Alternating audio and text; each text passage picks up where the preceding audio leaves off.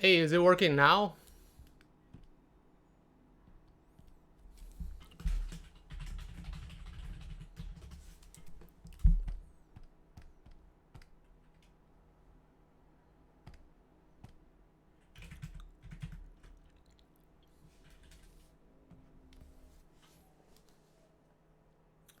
Hey, look at that.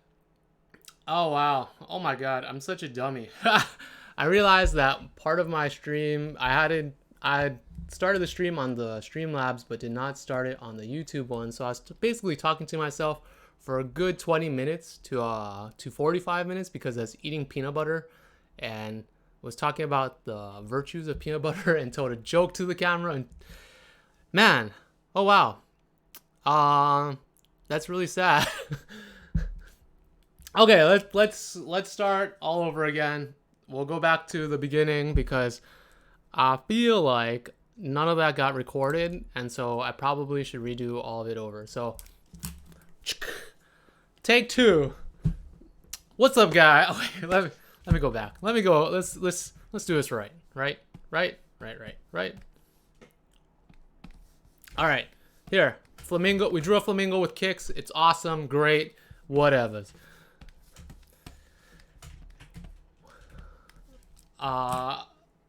Welcome back. This is the 23rd stream of Dwoo Tips, and today we're doing storyboard review. You guys have uploaded some stuff.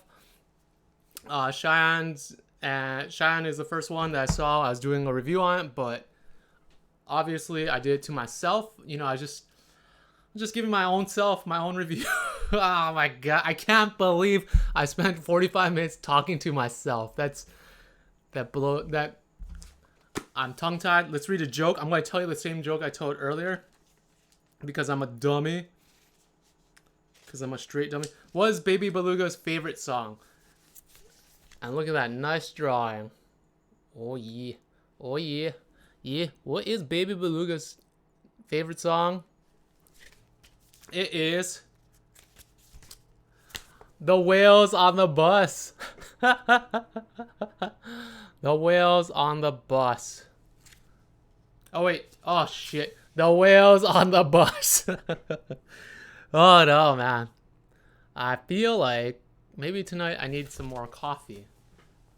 I'm very off my game for some reason. I think I'm just excited because I had a very relaxing day at work today. Gotta do some real cool story stuff. Gotta like really dig into the meat and potatoes of what stories are, and that's always fun, and gotta do some concept things and whatnot. But now we're here. So like all things, you know, measure once, cut twice. In my case, check twice, cut twice. See you, Kevin. Thanks for stopping by. Anytime. And so yeah, let's go back. Let's start it all over again. We looked at Chyenne's storyboard, or I looked at Chyenne's storyboard. I looked at it. Let's. Woo! Okay. Did anyone go to Lightbox Expo? I'm trying to think of all the things. Wait. Let's take it back. One, what type of peanut butter guys are you? Crunchy or creamy? Organic or the Jif Skippy type? Two, did anyone go to Lightbox Expo for whatever reason and get their storyboard reviews? I heard that the lines were really long for a portfolio review, so that kind of sucks. And then three, we'll do the storyboards right now, and then I'll read the comments in the chat afterwards. But okay, so Chyenne has a story about Santa, the real Santa. So we start off on a picture of Santa, or we start off on Santa and some kids, and we pan over to some people off to the side. Then we cut to an OTS. The kids run over, looks down. Psst, hey, comes up. Wow, that looks like a Dream Daddy drawing. She looks around, comes over. Yeah, yes, sir. What do you want for Christmas? Oh no, sir, I'm good. I know you're good. What do you want for Christmas? Well, honestly, sir, I'd like a good scholarship. Oh. Well, that'll be a little harder, but I'll see what I can do. Just keep up the good work, okay? Puts her hand in, gives her a candy cane. She runs off. Then we, oh, it's like a cool transition to the house. Honey, you've got mail. Comes down, opens it. Awarded you a semester from Santa Claus. Well, it doesn't say Santa Claus, but awarded you a semester. I got the scholarship. I'm covered.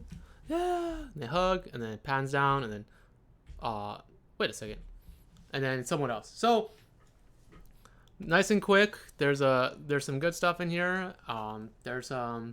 First off, let's go to the question. So creamy peanut butter for some, crunchy. It looks like 2 to 1. Oh, it's 2 to 2, creamy, crunchy. Did you realize the stream wasn't working when there was no reaction to the joke? Yes, that was the problem. I told the joke to the stream, and there was like, it was silence. I was like, I didn't think it was that bad. Like, I thought it was a pretty funny joke, but there was nothing. And then I also said hi to a couple people, and like no one responded. So I was like, oh, that's also weird. But anyways, I had this whole spiel about how crunchy and creamy are 2 different things, and it says a lot about your personality, and then the type of... It doesn't matter. We'll save it for another time.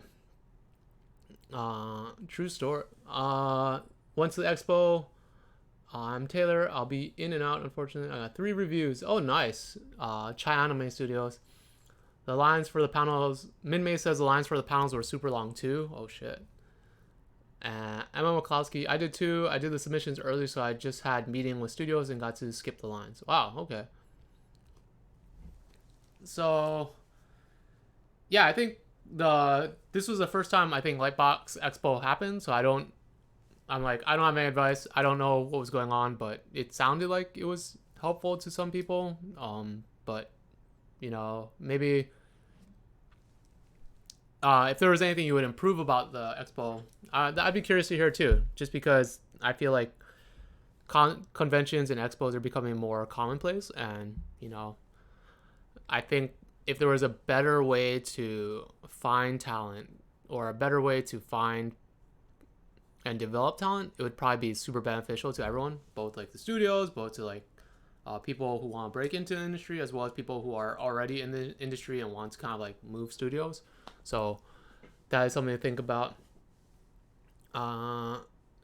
LittleBlackChat says, what does it say? Read my peanut butter fortune. So, okay. The thing about peanut butter, really quickly, is that if it's crunchy, you need that texture in your life. People who like creamy, smooth peanut butter like things to be nice and in order. They like things to be very, well planned. They're planners. They're like the organized ones, versus the crunchy people who like a little bit of like excitement in their life. They want that texture, the contrast. And then similarly, the organic one versus like non-organic peanut butter. Non-organic peanut butter does not separate. When you get like organic peanut butter, it separates into like oil, and then the rest of the, I guess, peanuts on the bottom, and you have to like stir it back up, but it's never quite perfect. I feel like people who enjoy organic peanut butter enjoy the process of feeling like they're doing something, versus the people who don't prefer organic are just like, well, I want it to be perfect all the time. I don't want to have to do that extra work. So that's my peanut butter fortune. I can go deeper into it, but I felt like I spent a lot of time already talking to myself about that. So I don't want to keep talking about it. More after hour stuff maybe, but it was really fun. Kevin met Zay's song. Minmeiz says same. Kevin says more after hour stuff maybe, but it was really fun. Minmeiz also met Anthony. Lama says, I like the expo a lot. The panels needed more volunteers to direct the lines. And the building was too small. Chyenne says, definitely needed bigger panel space, but besides that, it was really good. The staff was pretty knowledgeable. Okay. Interesting. Good to know. Okay, so getting back to the storyboards, the first thing I was talking about is that I think it needs to have a border. Right now, without a border at all, your eye kind of just like wanders around and then like seeps off to the side. So you always need something to frame it, right? So add the frame. When I had done it the first time, I had done it so that it matched your framing. So it's something like this, right? It's pretty close to this. And the issue with this is that it gets too close to the bottom. There's a tangent with the bottom. It's starting to create a tangent with the bottom of the frame, and you don't want that. Tangents are a bad design. Tangents are something in design principles you want to avoid. They will flatten out anything. If you have a tangent, which is like two shapes kind of just barely touching each other like this, these two things could be light years apart, but because it creates a tangent, it feels like they are right next to each other and just touching. So you want to avoid that by just having it overlap more. Can't draw. And in the case of the border of the frame, you just want to make it wider, widen it out. This was something that my first director told me a lot. He's like, your shots are very tight, and make sure to give it some space around. So just widen out so there's a little bit more space at the bottom here. You don't want your character standing on the bottom of the frame like that because it creates a tangent and it just feels weird. Anytime someone's like touching the sides, top, sides, left, right, wherever, it feels really, really weird. So you want to avoid that. So that's that. The second thing I talked about was that it's a flat shot, and it's fine if it's a flat shot if you want to kind of create the idea that they're taking a picture, because a lot of times when they take family pictures, it looks like that, right? So that's fine if it's like a family picture. Just make sure to add in like a effect, like, oh, they took a picture. Otherwise, you might want to choose something with a little bit more depth. You might want to shot like slightly off center and not so flat.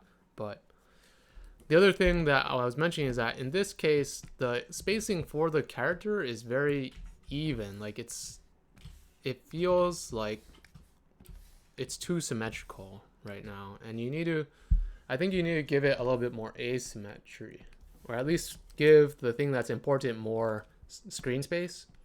So right now, all of these are kind of about the same. This space, and this space are all kind of the same size. Even these two are kind of the similar size. So I suggest making it like a 1/3, the 1/3 rule. You guys know about that, right? The rule of thirds. That's the rule of thirds. The rule of thirds. And so what the rule of thirds says, you want to separate things on the frame or in the frame by 3. So 1/3, 1/3, 1/3, and then 1/3 this way. You don't always have to do this. It's not always necessary, but things that happen on any of these lines, any of these thirds is usually important. Anything that happens at the corners is usually important. You can also center things in the middle of the boxes and whatnot, but it's just a good way to kind of like check your compositions to see where things are landing. And in this case, I would suggest just stretching out the chair of Santa Claus so that it matches that 1/3, right? You want to give it a little bit more importance in the scene, or even just stretch out Santa Claus himself. The other thing I noticed when I was talking to myself is that my eye is getting pulled to this spot over here a lot because it has a high contrast. The white and the black are really popping out right now. So I would suggest kind of like either toning that down or maybe giving Santa Claus a little bit more contrast, because my eye's kind of just getting pulled there. And it's not necessary that that little window is colored. It's not really important to the scene. Does that make sense?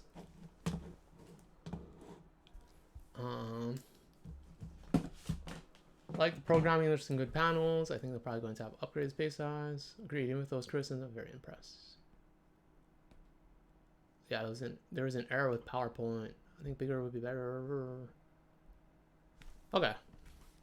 Yeah, I think those are all good points about the expo. That's good to know. Okay, so the next thing that I found a little bit confusing was that we pan over to these two people and they're kind of far off to the side. There's a lot of open space here that you want to avoid. You want to make things very clear for the audience that of what you're looking at. Whoa, why is it like that? Right? So let's copy that. Again, make sure I add in a border of some sort.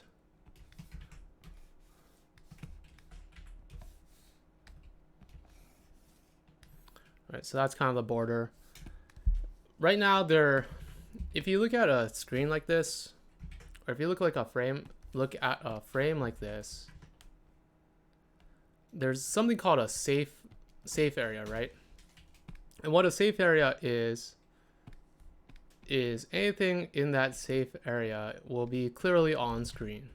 So back in my day, when I was a young whippersnapper, and TVs were in TV safe, and we didn't have widescreens yet, and we were all old, and we rode around on our penny farthing bicycles and hung out with dinosaurs and talked about how butter was made with your wits and your toned arms.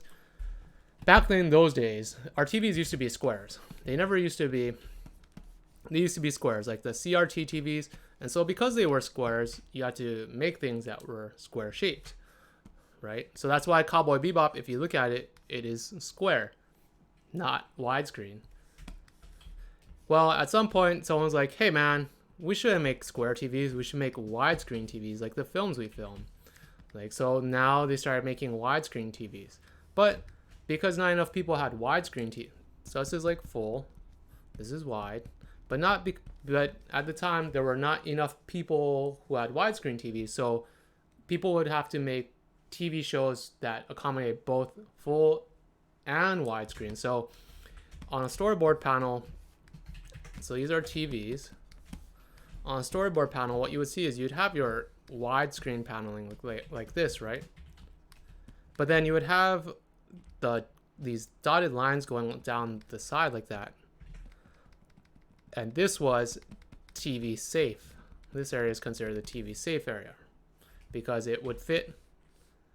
It would allow, so anything important would be able to be seen on a square TV, and while still also providing an experience for people on widescreen TV.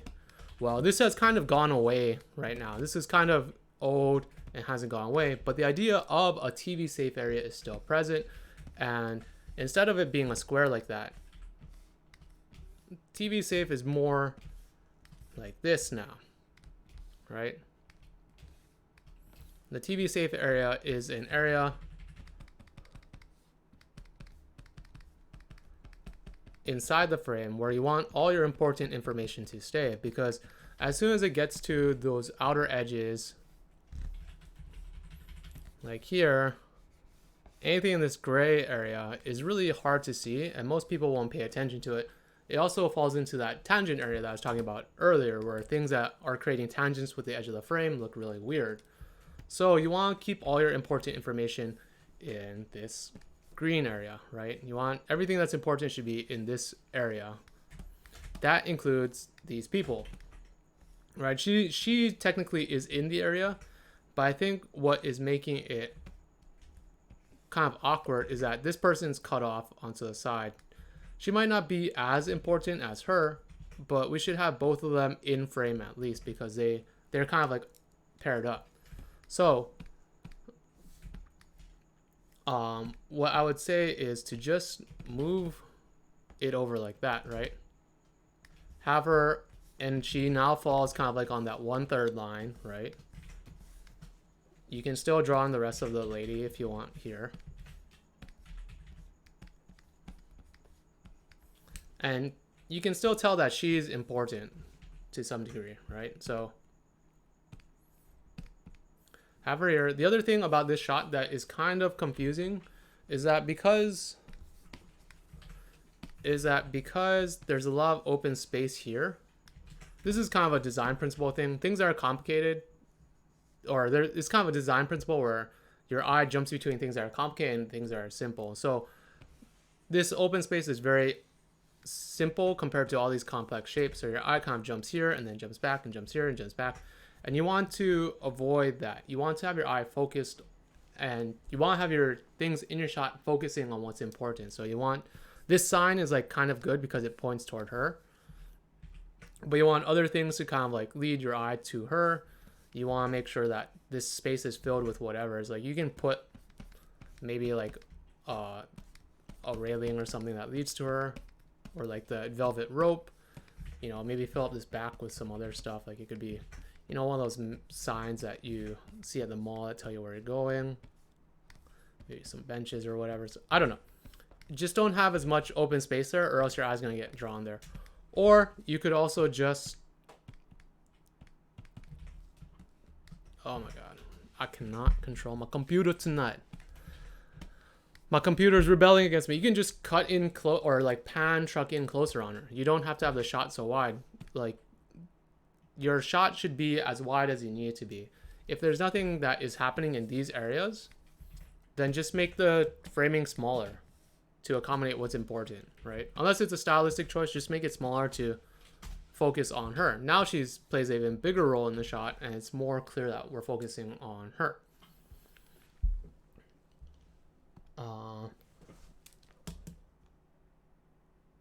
Cool. Yeah, someone else told me that too, so I'm going to go back in and add more tone shading. You don't necessarily have to add more tone and shading to all your shots. That's a lot of work.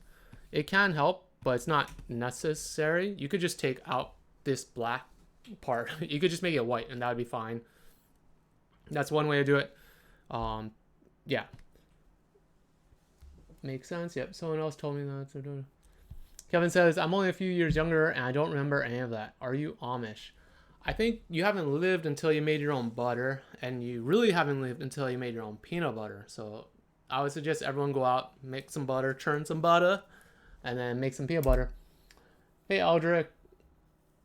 Lightbox really fresh. Do you know when they include both TV? Minmeiz says, do you know why they include both TV grid options in Storyboard Pro even though the square version is no longer used? I think they just have it just to have it. It was there when TV Safe was still a thing, but it's kind of falling off favor. I don't know, because I don't think they sell square TVs anymore. I don't think you can even have a square TV because most cable is digital cable right now. It used to be auxiliary cable, which you plugged in and then a signal came in, but I think they got rid of that completely. Like they forced everyone to get off auxiliary, so that's something else. Okay, cool. So you'll use the truck in. Okay. This shot, it kind of falls into that same camp as well, where the composition is a little bit too off to the side here. Like all this other space over here is kind of not necessary. You can just have it kind of frame up on her like that.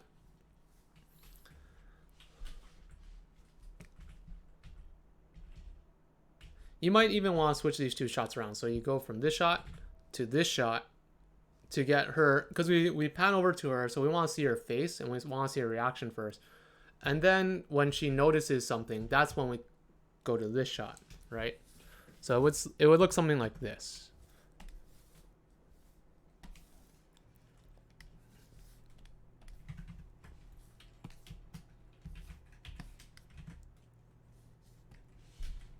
Oh my goodness.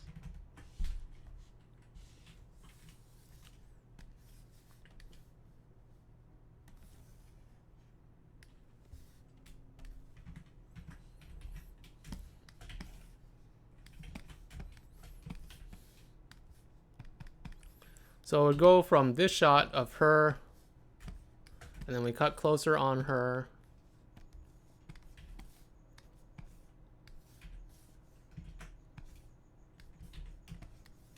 Something like that. She notices something off screen. 1, 2. And then we cut to this shot with the OTS. Right? So that the idea behind this is that the camera is leading us to her so that we can see her, and then it's leading us to her reaction to something, and then we see what she's reacting to. So it's very straightforward. But when you had it the other way, it's kind of confusing because the camera leads you to her face, but the next shot we don't even see her face, we see her back, which feels weird, right? You have all the shots there, it's just rearranging them. Okay, that's cool. Look at that saucy drawing. You might want to also switch up the perspective. You want to do it from her POV, I think, more than anything. Right now, it's kind of like a third-person point of view. I would suggest going to her point of view of being like looking straight at him. And then this is fine. Walks over, that's cool. Talk, talk, talk. Whoa, Santa's like, he's slipping into our DMs. That's fine.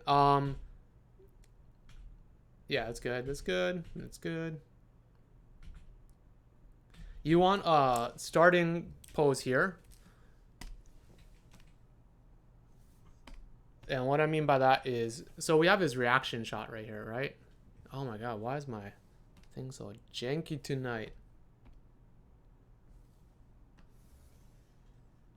So we have his reaction to what is going on.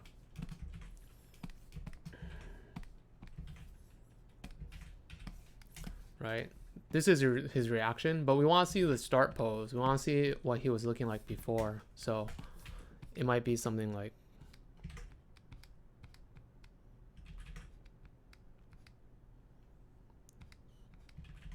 hey baby, how you doing?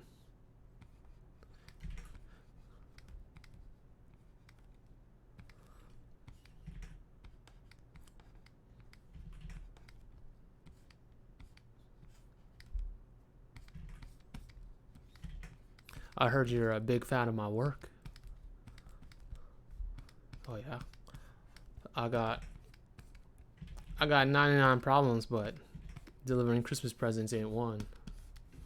Right, so you want a start pose so that we can see what he looks like before he gets surprised. So 1 and then 2. If you just have people's reactions, you kind of don't know where they're coming from, and it's that contrast you need. You need someone to see it. You need someone to be like, oh, right? The contrast in reactions is what makes it funny, not necessarily just the reaction itself. You want to see that contrast and that change. Thanks. Nice. Well, that'll be a little harder. I'll see what I can do. Cool. That's nice. I like that. Oh, I like that too, where she gives him the candy cane. Runs away. I think the confusing thing at the very end is this thing. Like, is this... I'm not sure what it's trying to say. It feels like such a weird twist. Kind of like, oh, we went through all this thing and maybe it's not real, right? Like, I think just ending on this would be pretty cute. Or even ending with like, maybe it says awards you money for a semester and like there's a candy cane in the envelope. That would be like a nice little like callback. And it would kind of be a little magical. Right now, this kind of opens up a whole new door of like, wait a minute, what's going on? It's almost like the end of Men in Black 2. Do you guys remember that? So at the end of, or even Men in Black 1. At the end of Men in Black 1, you truck out from planet Earth and it goes out to the Milky Way and keeps going out. And then we all of a sudden we realize, spoilers, that we and the whole universe is inside a marble and aliens are like playing marbles with us. Right? That's the end of Men in Black 1. They're playing marbles, and so that's kind of like this weird, like, oh, it's not important. Yeah, we're just like a small little speck in a nothingness, right? And it opens up more questions, kind of like this, like, who is this person? Why is she thinking about this story? Why is she drawing? Like all these questions, and it doesn't really add to the story. It kind of just confuses it. So I think it's better just to end on this and maybe leave like a candy cane there.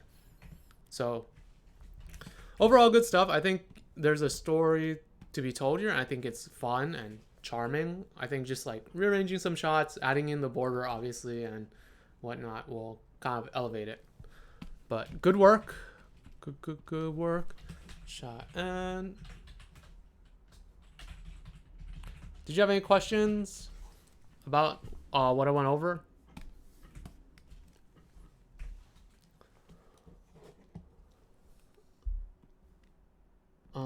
Okay. Yeah, I see some Borsa. Do you know why they include cow processors to the truck in with peanut butter?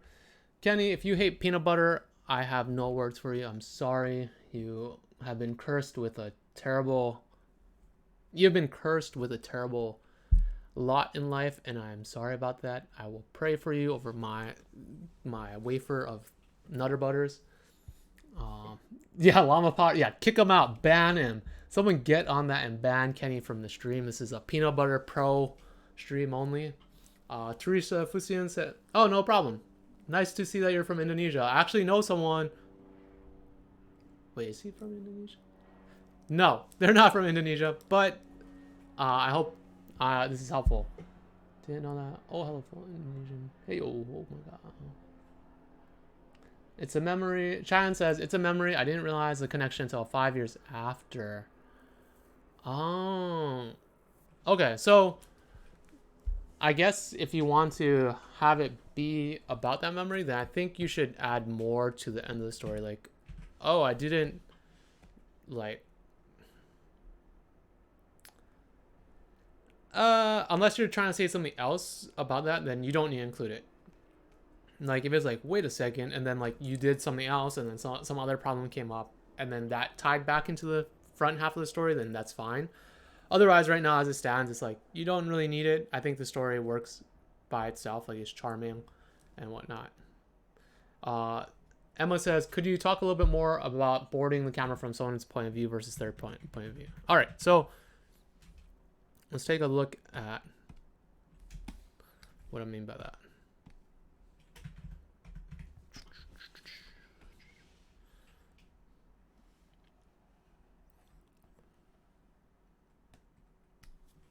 Let's take a screen cap of this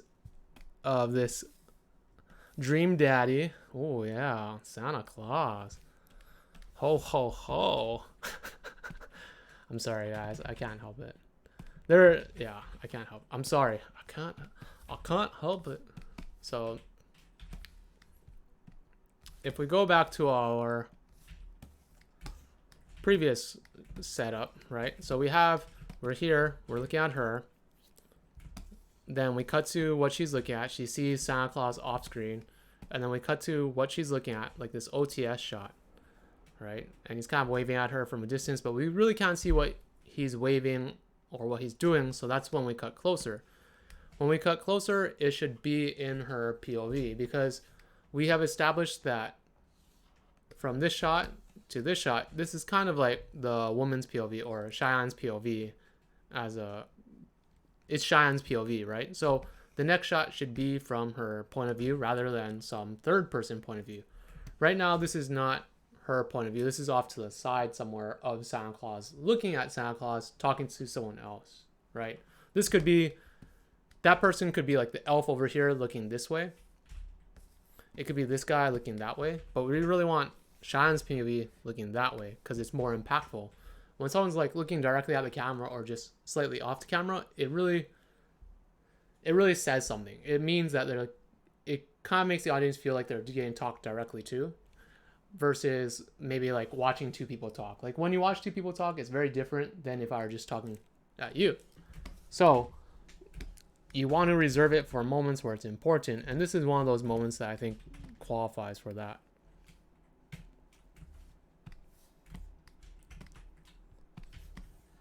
Oops.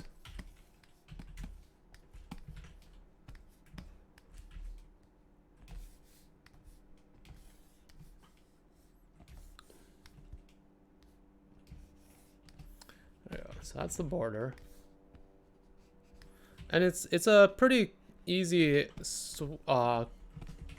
revision because you already have the shot, right? You already have,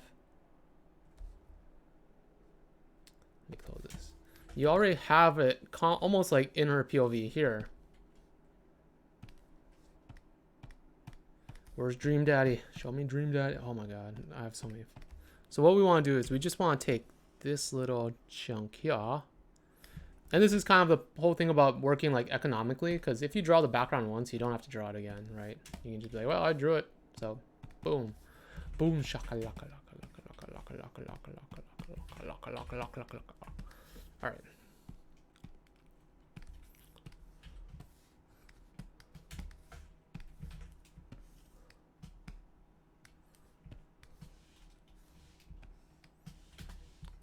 Right, so it could be something like this. Let's just take out this lady for now. All right, you wouldn't see the lady because it's in her point of view, so that's gone. Lower it a little bit. It doesn't have to be dead center because I think that would be a little bit too weird. We'll just keep it off to the side. We also want to preserve their left to right screen position, right? So we'll use the chair here as a framing element.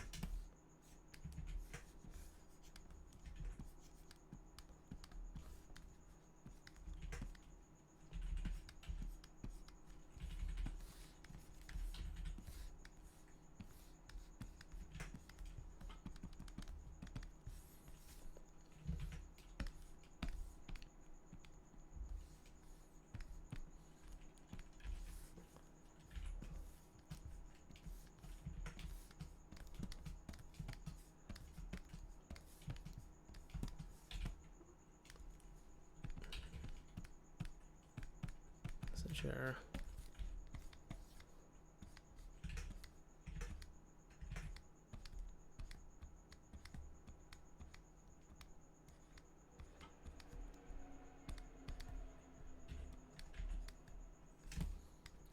Oh, look at that dream dad. I've never drawn a dream daddy before, and I kind of want to try someday. Maybe that day is today.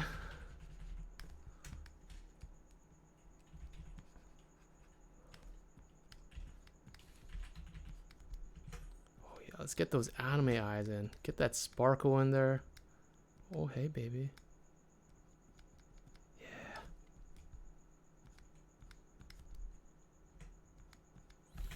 I really gotta get rid of those glasses. The glasses are affecting the dreaminess of the eyes. They're preventing us from getting straight on dream daddy eyeballs going. Yeah.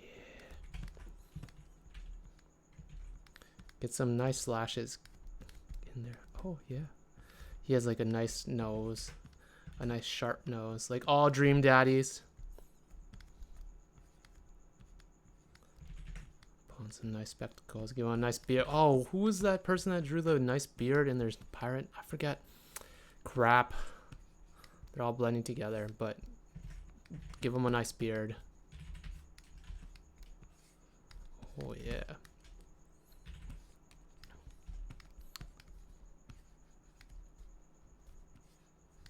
Oh, you know why he had a nice beard? It's because it's like this.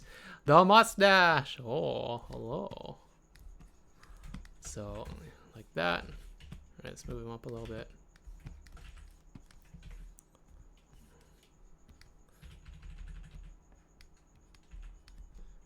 Oh, baby. Yeah, yeah, that's what I'm talking about. Yeah, give him a little. He has some nice rosy cheeks. Oh, yeah. Oh, yeah. And then... Hey, I didn't come up with this story. This was not me. I'm just the messenger.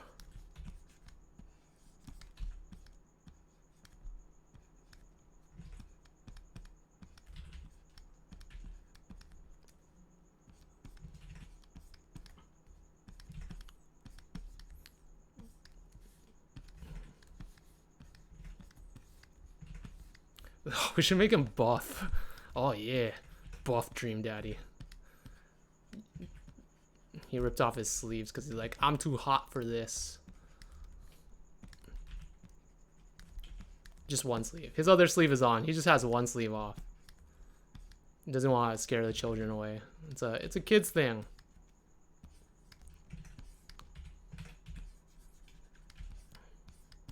Oh yeah. But you can see that it's like rippling underneath. It's like, oh, it's so tight. The shirt is so tight. So yeah, kind of like this. A little bit more from the woman's perspective, right? From Chyienne's perspective.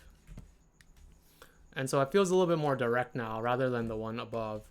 And it's a small change. And like I said, if you set up your backgrounds and your shots correctly, then you don't have to draw multiple backgrounds. You can kind of just zoom in on the one you had before and use that.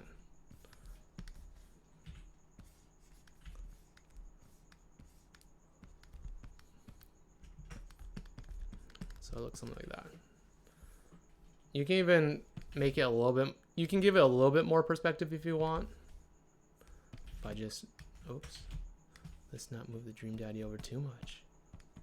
By, yeah, it can be a little bit more 3/4, but not too much. You just want to give it a little bit of a twist to give it that dimensionality, but you still want them kind of like looking just slightly past camera. Santa Senpai, oh my god, that's so good. Let's go back. Do you have a streaming schedule, or do you just announce it on Twitter? I always do storyboards on Tuesday, and then on Friday, I try to do Fridays. I'll bring someone over, like a friend, and we'll talk about animation, play video games. It's really chill. But you can still ask animation questions, and a lot of times those people won't necessarily be storyboard artists. I've had designers over, I've had editors, and so it's just friends that I know, and we just hang out and play super hot. Yeah, LittleBlackChat is right. I just do low-key streams on Friday. Thanks for explaining that further. Cool. Do you have to, William says, do you have to be careful about jump cut going in from an OTS to close-up? That is a good point. You don't want to, you want to be careful of jump cuts because, so jump cut is where, let's put all the dream daddies together, right? All the dream daddies in one, we'll even label it dream daddy. So a jump cut is where the silhouette from the previous shot, from one shot to the next shot, looks very similar, and that causes your eye to kind of like freak out. So this is the first shot here, and then the second shot is maybe another character here like this.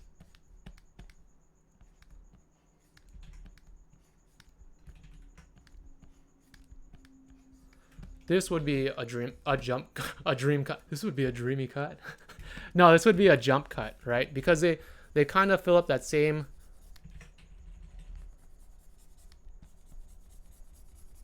silhouette between the two shots, right? They look very similar in shape, and because of that, when you cut between the two shots, your eye, it takes a second longer to process, and so you get confused. Like you'll think like, this could even be another character. This could be the elf off to the side somewhere, but your eyes will get confused because they're occupying the same space and their shape is similar. So you're asking if going from this shot to like another shot it can create a jump cut. It can. That is why we want to, so when we go from this shot to the dream daddy shot, we want to have him off to the left a little bit, right? We want to have him off to the left a little bit. She is off to the right here. We want to keep him to the left a little bit. That way there won't be a jump cut. That way we always know what side of the screen they're on. And in the next shots, it's preserved that way, right? So here, Sana's on the left, Chyenne's on the right. This is kind of like the POV shot from Sana, and I think that works fine. It's a nicely framed with the garlands and everything, and this is really good because their eye focuses directly on her. It might get close to a jump cut, but it seems different enough, and it's farther away from the character that I don't think it'll create a jump cut. If you want to make sure it's not, either widen out the frame a little bit more so it's more of a full body silhouette, or you can get even tighter. Either or is fine. Or just move her to the right a little bit. Keep her screen position a little bit to the right. Kenny says, do you use Dream Daddy? Mustache. Tab the way to work on. Sounds gonna break. Yeah, Chyenne asked, did you see the KFC dating game? Oh yeah. Oh, did I have it? Anyways,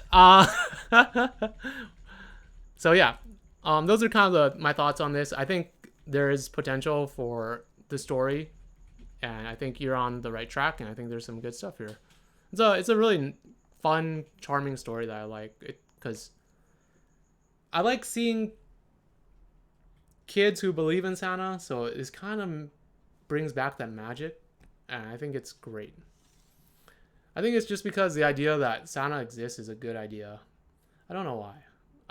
Maybe it's because the idea that being good pays. Maybe I think there's something to say there. Anyways, good work. Keep it up. If you decide to like revise it or add more to it, yeah, just submit it again and we can talk about it and whatever.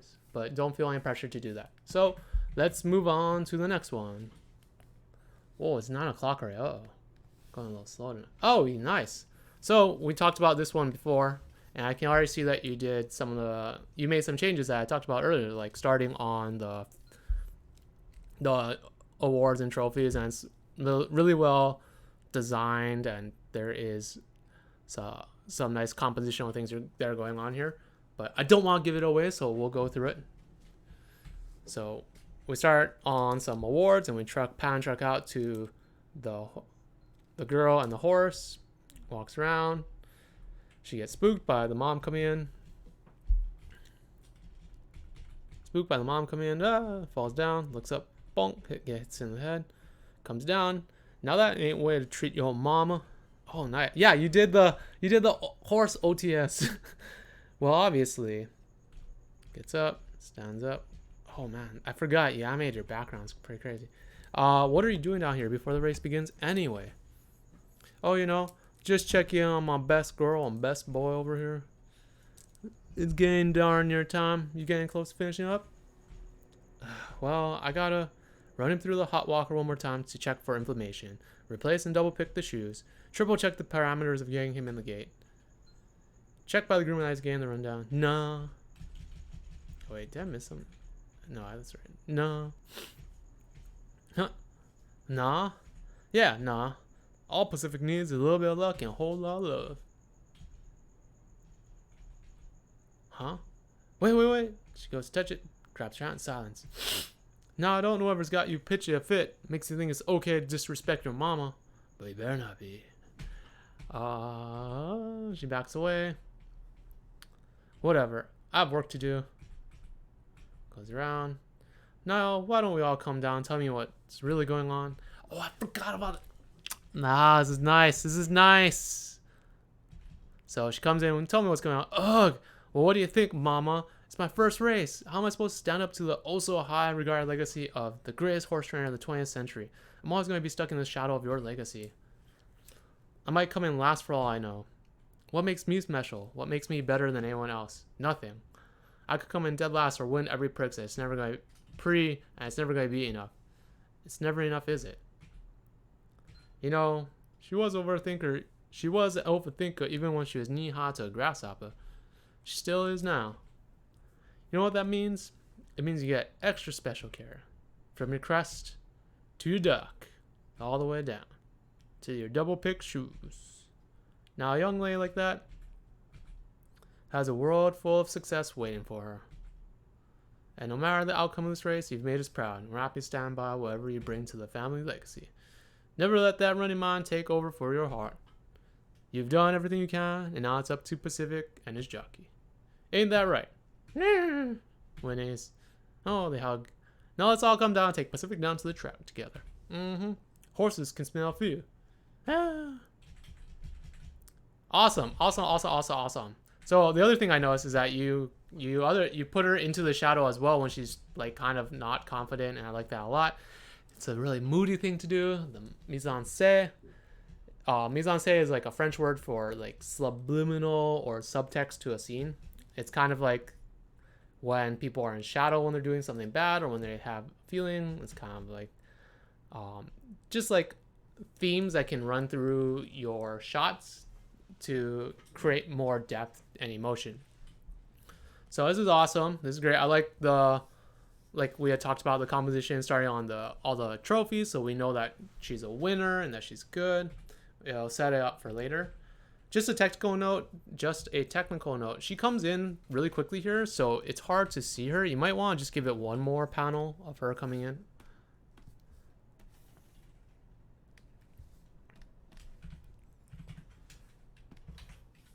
Right, just give us one more shot.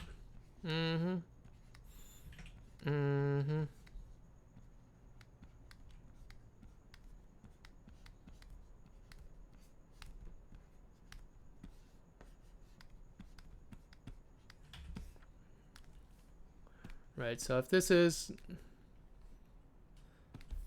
panel 1, we just want one more shot of her coming in here. Because she comes in really quickly in the shot. She's already halfway in the scene when she arrives. So just have her step in a little bit.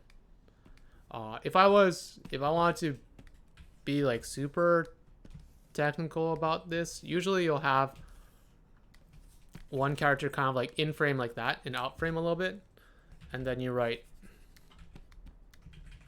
draw the symbol for walking in like that, and you write in, and then the next shot would be this where the person is in the shot fully now, and then it would end up on this shot. That would be the third panel. But I think just having it be like this, it should be okay. But if you want to get really technical, they should kind of be in a little bit, and then in, and then there. Same thing with going out of the frame. If she was leaving frame, it would be this, and then this, or they're halfway out, and you write OS or off screen, like they're walking off screen. And then the last one would be like that. So you don't have to get that technical. I think you should just have at least one shot where she's a little bit closer to the left side of the screen so that it doesn't pop as much.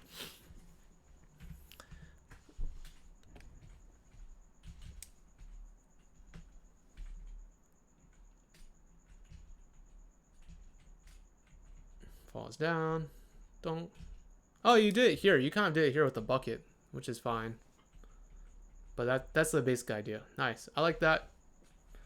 Gets up. Wow.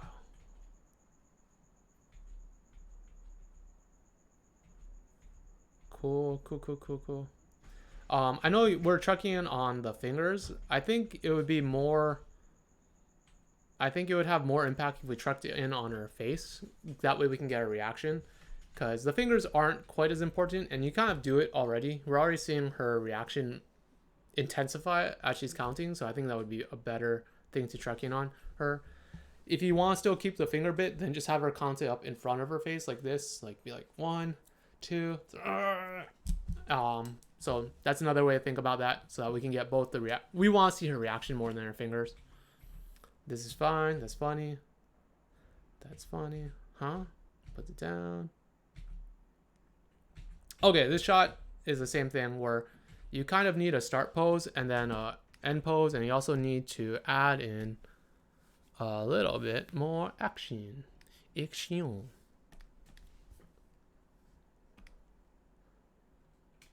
See ya, Chyenne. Have a good night. Thanks for submitting your work.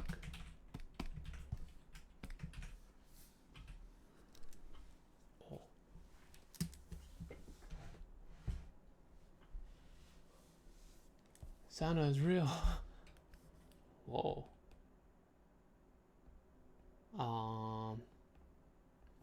Yeah, the lighting plays a big part, and I think people don't use it enough, to be honest, but that is just my thing. So I think this shot needs to be kind of separated a little bit, and by that I mean there are a couple things I think it needs. First, you need to include the box back here with the drink on it, right? Because she was just next to the box in the previous shot. Right next there, and the drink should be right next to her. So we should see the drink and the box here.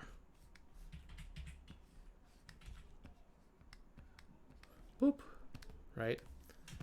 Second, I think her hand should come up to touch the horse. It should come up and then extend out. So we need another, this could be pose.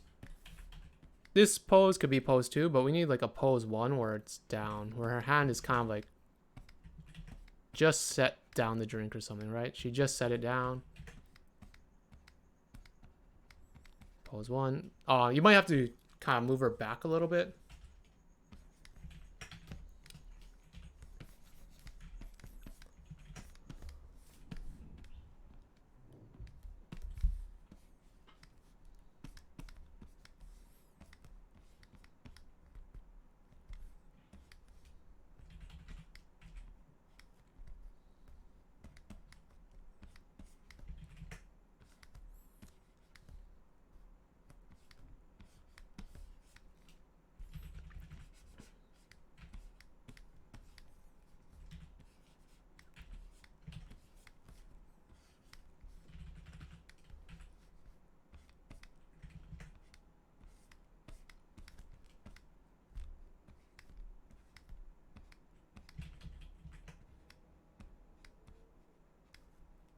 So this could be pose 1. She just set the drink down, and then pose 2 is her lifting up her hand like that. And then pose 3 is her hand coming like, is more outstretched straight like that and getting closer to the horse. It doesn't, this is one of those special times where you can kind of fudge the spatial relations of things, because you really want to sell the idea that she's about to touch the horse. Right now, the distance between the hand and the horse is kind of far, and we also don't see it moving closer to the horse, so it's hard to tell that she's trying to touch the horse right now. So we need this shot of her reaching out and getting kind of close to it to really indicate that she's trying to touch the horse. right? And you can get pretty close, and the next shot will still work. You can get pretty close to it.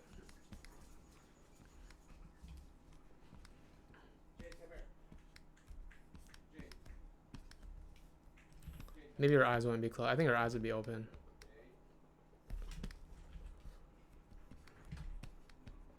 Right, so we need that shot of her getting closer to the horse so that she freaks out and then grabs her hand.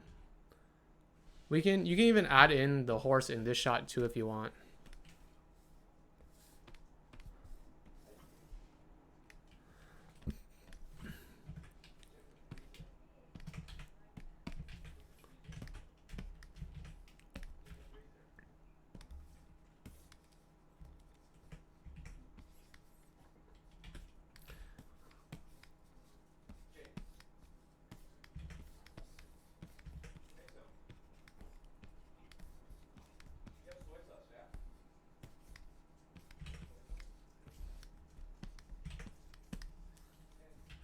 Right, like you can even have the horse in the shot, and that would help kind of frame things a little bit too.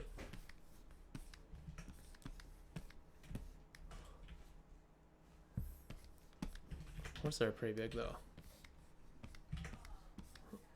Right, like that'll help add some framing issues and whatnot, and will help fill out, and it'll still make sense because in film and TV you can kind of play with time, so all this could be happening at the same time, and then catches it, right? So, and then you might just need to adjust this spacing. It might just have to happen more closer to the horse, but does that make sense?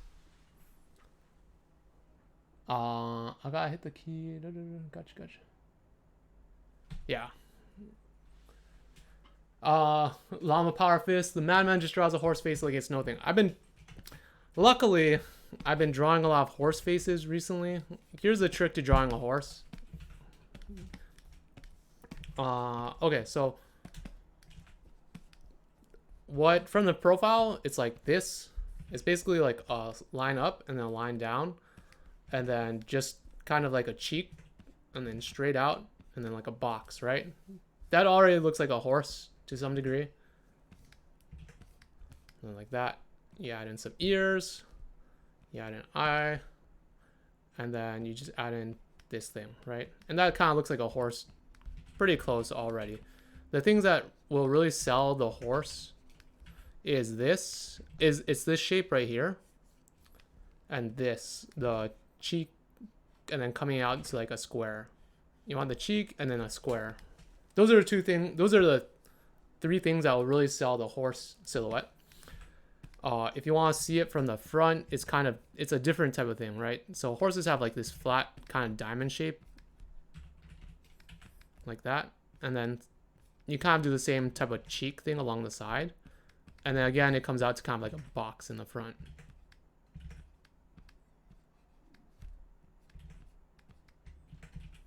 Oops, this one's not as good.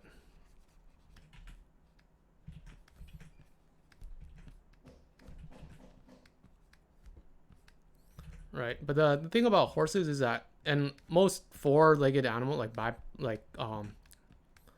like gazelles and cows and all type of prey animals or herbivores, their eyes will always be on the sides of their heads. Like predator animals will always have eyes pointing forward, but prey animals will always have like eyes kind of on the side of their head because it gives them more vision.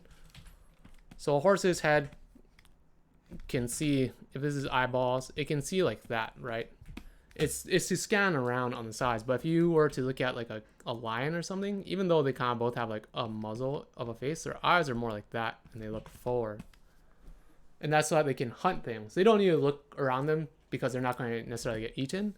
But horses do need to be able to look around them so they don't get eaten. Getting back to the horse drawing, so you have like this diamond shape on the top. And this is kind of where the diamond is widest is where it like kind of like is the ridge of their eyeballs. And then again, you just think of it like a cube. You add in some muzzle and then boop. And then it's a horse. Right? It's like that curve. It's like this curve here, the cheek curve to the squareness of the face, which will make it a horse. And that's how you draw a horse. And then you add it. Then you just like finish off the drawing. You just add in some muscles, you know, make it a really beefy horse. Like, oh yeah. Do you even lift, bro? Bro, bro, bro, bro, bro, bro, bro. And make sure to give him like thick veiny legs because horses are always ripped. Yeah, bro. Bro, do you even lift? Bro, bro, bro, bro, bro, bro. Close your eyes, bro. Boop.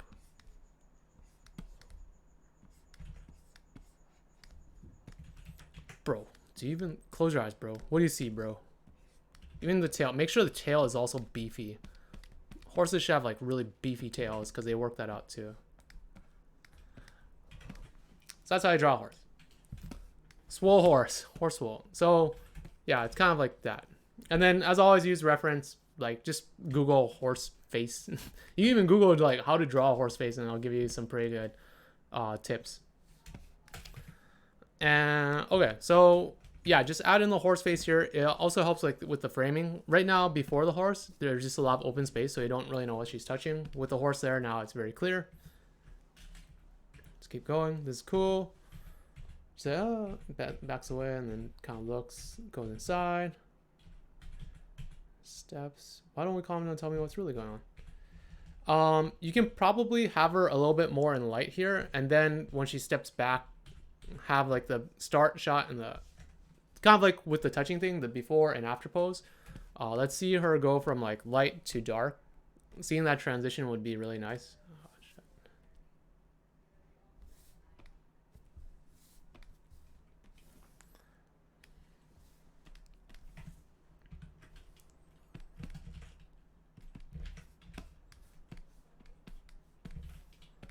Like having her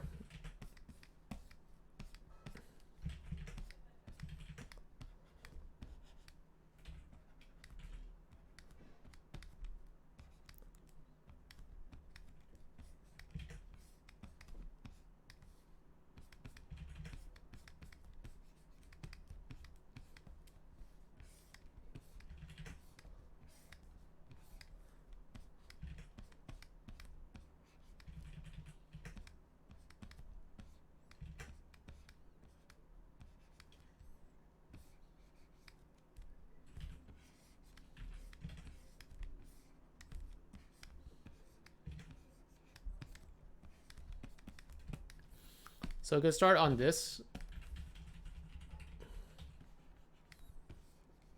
All right, and give her like a little bit of a shadow around her, and then she steps back into the next shot, which is this, or she could act like she could like turn away and go back into that shot or whatever. But we want to see the contrast of her going from light to dark. It'll give that, it'll really hit that note home of her being like, oh, this is like what's really overshadowing me. This is my feelings. And so it's just a simple addition to it. You don't even have to like create a new whole scene. It's just start and then end pose, like start pose, reaction pose, or how it changes.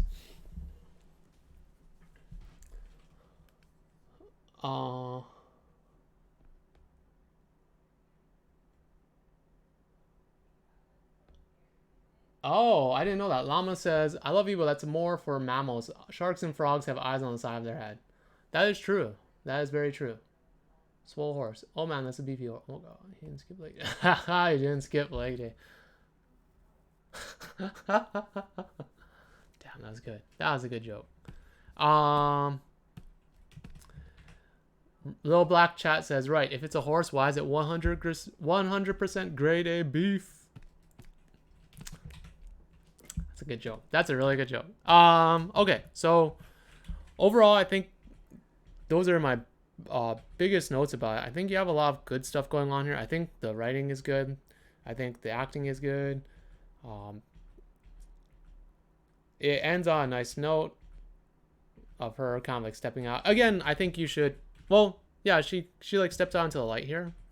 So it's nice. It's a nice feeling.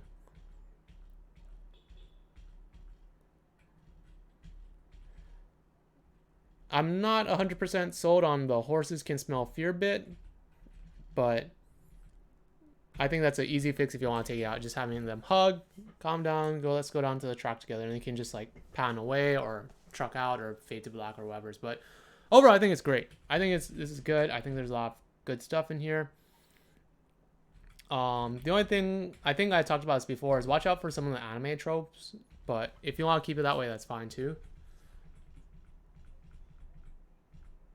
I think maybe, I don't know if this is going to be a comedy show or a action show, but another thing you might want to keep in mind is kind of working on your draftsmanship a little bit. Since your story is pretty strong, and I think your shot choices are working really well, the thing that I would suggest next working on is kind of like making sure some of your drawings are more, how do you say, they have more form to it, I guess. You can have characters like this that have like kind of more cartoony proportions. You just want to make sure it feels like there's a three-dimensional form to it, right? So this is fine.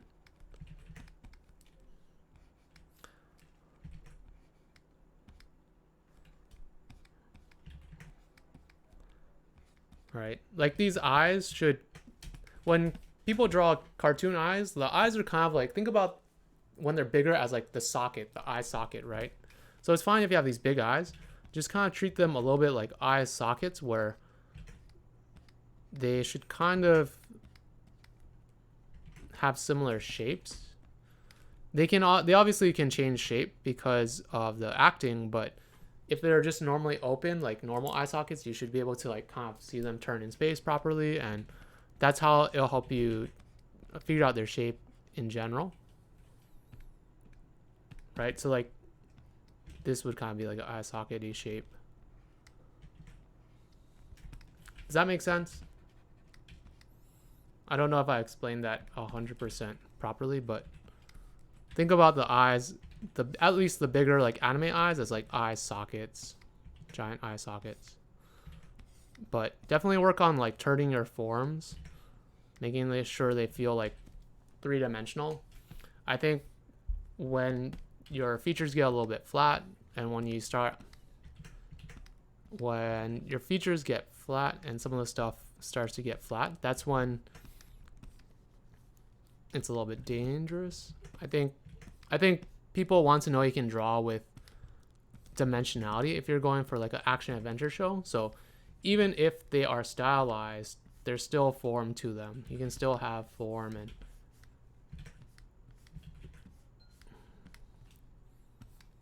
you can still turn things, right? Like this, her blouse dress thing would go down like that and then up around, right? So it wouldn't just be like straight across. There would be a little bit of like a little form to it. Even the hat needs a little bit of form, so let's do the hat. All right, like the hat should sit on the head like this. It should wrap around the head, and then whatever the style is.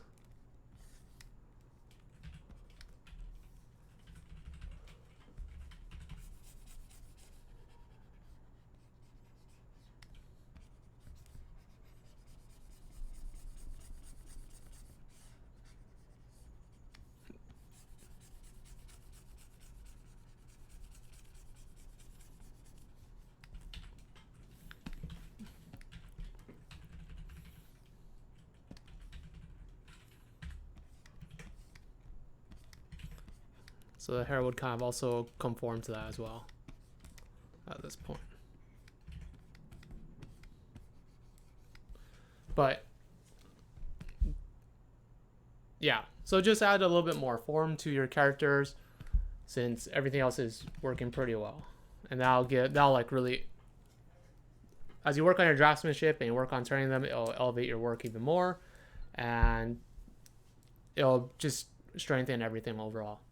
But other than that, really good. Keep up the good work. I really like the changes you've made, and I think this is a really nice story. I really like this story as well. It has a lot of heart to it and a lot of personality, which I think sometimes are hard to convey in storyboards, but you did it really, really well. So good job. Good job. Good job. Let's talk Horse Daddy. We'll call it Horse Daddy 2. Emma Horse Daddy. All right, let's keep going. Do you guys oh, sorry. Emma says, I got a lot of critique on my camera work being a little clunky and more in third person rather than following the pro tag in my reviews. Do you think anything that's really glaring or highlights that? But thank you so much for all this. Okay, so, oh shoot, maybe I should open that back up. Third person point of view. I think what they mean, well, there's two questions, right? Camera work being a little clunky and more in third person rather than following the protagonist in my reviews. So I think what they mean by clunky camera is that you kind of move the camera sometimes without any reason. And so between this shot and the next one, I'm not sure why you changed the background. You could have just left it in this first shot, this one here. But you decide to have it be 2 shots. I think it should just be, you should just keep things in this first shot. Have the same acting, but keep it in the first shot. That's fine. That's fine. Same thing with this one. Like, I'm not sure what's going on with the background, like how it turned. You can just have the person standing up. You don't need to have it be some crazy background turn. Yeah, I'm not quite sure how this is working. And then shots like this where it feels like it's a third person point of view. Same with like the Sound Daddy. We're kind of looking at it from the side when really we should be looking a little bit closer to her face, I believe. Same thing with this one. Like, we feel like we're a third person in the conversation when it should be kind of more towards camera.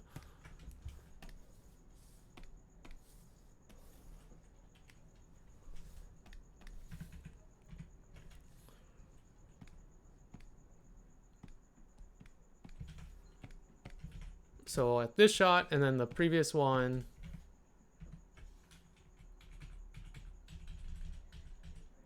this one.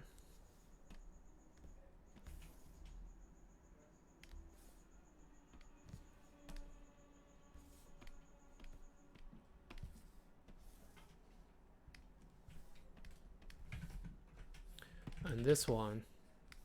If we were to draw like kind of a down shot of where everyone's located, this would be Mama, this would be the girl, and then this would be the horse. Right? And where the camera is right now, it's right here. Swinging between the two of them. Going back and forth between the two of them. When the camera really should be like either in back over here, or in front, or over here, or somewhere a lot closer to them so that we can see their reactions more clearly, right? Because right now, when it's a third person point of view, like over here, we're only kind of, we feel like a third person in the conversation. We don't really feel like we're in the conversation. We want to put ourselves right in the middle of it. We want to get right up in their grill about stuff. So to change that, you just adjust where they're looking, right? You can kind of keep the same type of layout. You would have to change the background, obviously, but I think your idea of like 1 shot, 2 shot is fine. You can even add in an OTS. You know what? You might have to just change the shot up to make it work, but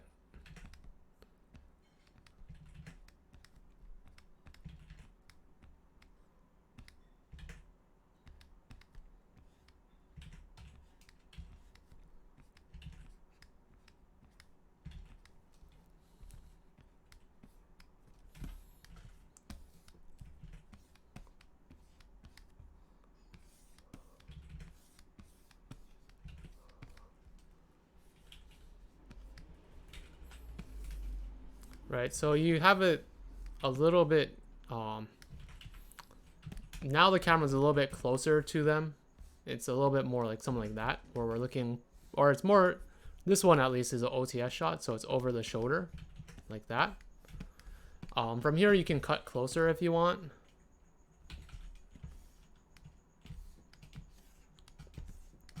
Right, you can cut closer as much as you want, like that. Or you can cut wider or however you want, but at least this has a camera feel like you're more in the scene rather than a third person point of view. Similarly, you can do the same thing with this, where it's an OTS of the girl on her, or just like close-up shots of her as well. Does that make sense?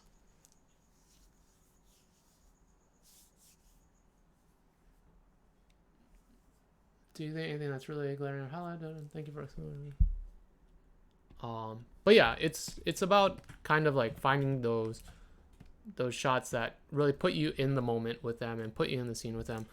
I talked about that in one of my other videos, actually. Oh shit!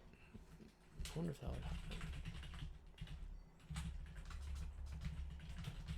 Where we were looking at a Jaws scene of two people talking and some others. There are quite a few movies that do it really well because it's very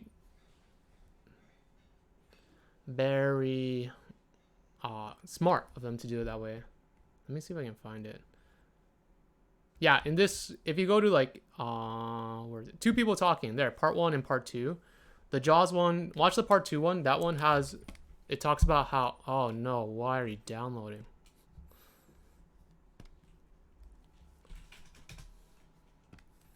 If you watch the part 2, I go over like talking about how they set up shots with people talking to each other, and it not just being like OTS, but you also get to see their point of view. You got to see why they choose certain shots, how they move the camera between shots. And I think this is a really good, at least the Jaws scene is a really, really good example of that. Same thing with Jurassic Park.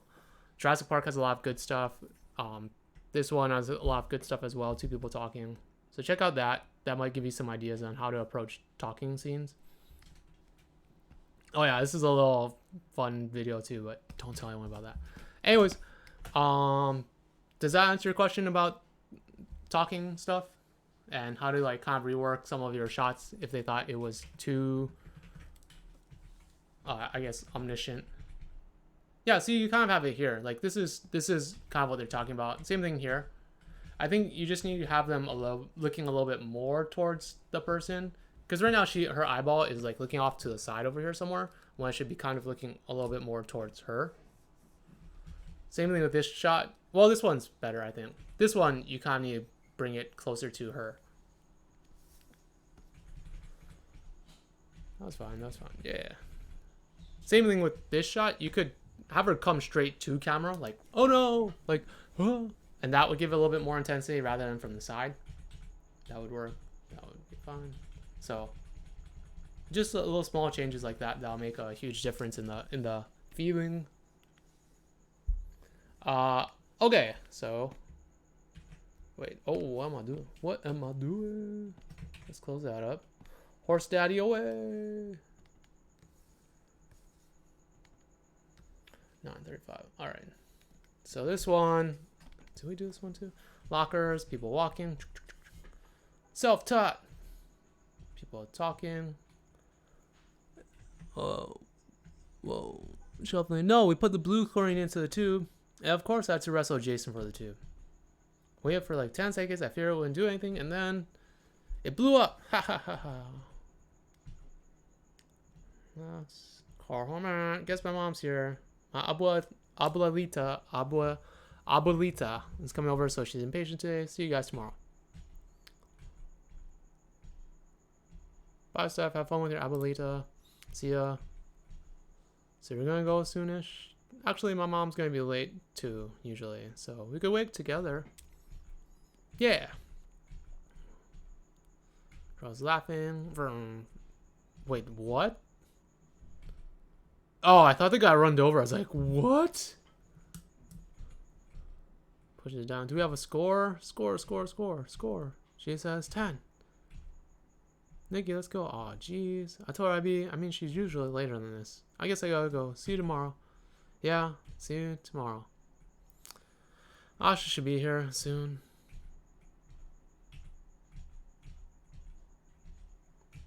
Ugh. I'll be there today, Taylor. You always exaggerating things, Taylor. Well, I'm laying on the ground in the dark, Asha. Who's exaggerating now?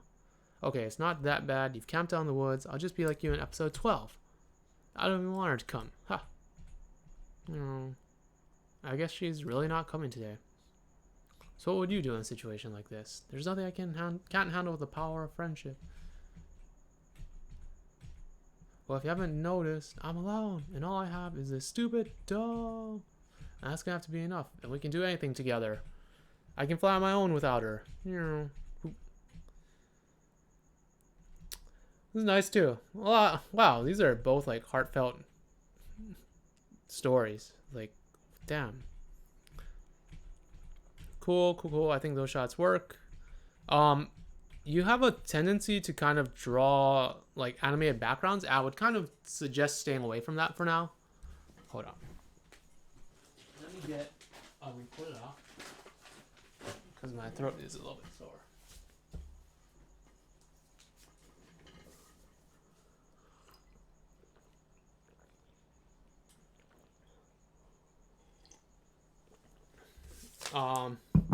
No worries. I'll just go. Yeah, I'll go over this really quickly. I would suggest not panning the background or not animating the background as much. Like, lock your camera off. You can pan it left and right and whatever, but don't have it orbit around scenes or go through scenes. Try to do it without that for now, because you won't really see that in 2D animation. Maybe you'll see it in 3D animation, but definitely not 2D as much. That's fine. Also, be careful of their spatial relationships. I think it might just be a posing thing where, so she's standing right next to them here, and then the next shot she's kind of further away. Just maybe have her start closer, or it's kind of a confusing cut right now because you kind of jumped the 180 a little bit. I think you could just go from this shot of her walking away a little bit more and then go straight to this shot of her looking back at them, talking, and then cut to this shot. See, yeah, and then this shot from this shot, it feels like the camera's rotating around them, and you don't need to do that. You try not to do that. Either cut to this shot or just keep it in this shot. But I think just going from this shot and then cutting to this shot will be better. That's fine. I think this is good. Again, like this looks like an animated background, so be careful about that. Just you might just be able to cut this shot. Just cut to her grabbing her arm and then going off. Play. Make sure to include the other girl in the shot. Include her in this shot somewhere. Have like a OTS of her. Oh, the truck's out. Yeah, you can still have OTS. Just make sure the truck out works with it. I think you might need a start pose of here of her standing and then sitting. Sponge.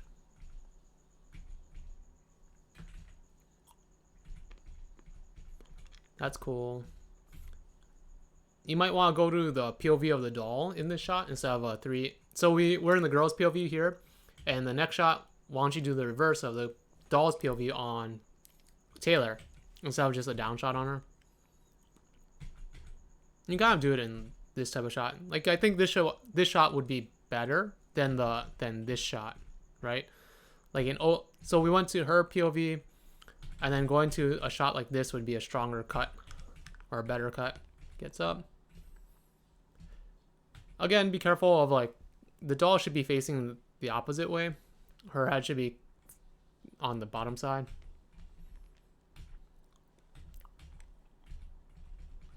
But I think overall this is a really nice story. I think you just have to work on some of your cuts and maybe add in some posing, but otherwise I think this could be a nice story as well, like the horse one. I think both of them have a lot of emotional beats to it and a lot of potential for like really drawing out some character moments that I think are great. But we can go into that deeper maybe another time. Let's go to Taylor's. Okay, so it goes left to right. I haven't seen this before. Looks like a cat. You must wake up, Bubbles. Bubbles, wake up. Oh, it's Bubbles saying, you must wake up. Wake up. And the eyes open. Wake up, man. Glowing white BG. Wake up, child. Pay attention.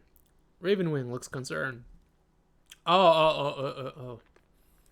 That's the action note. Come on. Wake up.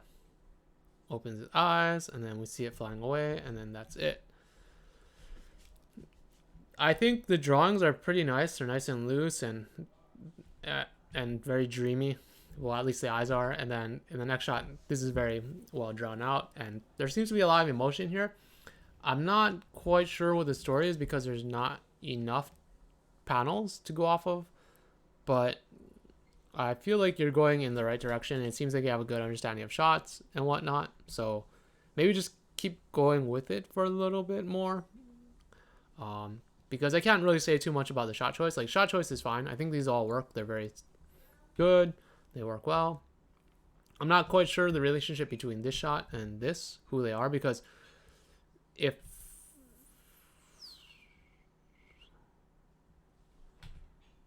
we never see this person open their eyes. Bubbles opens their eyes. So it goes from this shot, and then the next time we see it is with the eyes open. So you would probably want to add in this shot here before this shot, and then we see that it opens its eyes and then looks up and then sees it goes away. Does that make sense? I think it's confusing because we go from this cat to this cat, but they both have their eyes open, but technically one of them should be sleeping, and I think that's why it's a little bit confusing.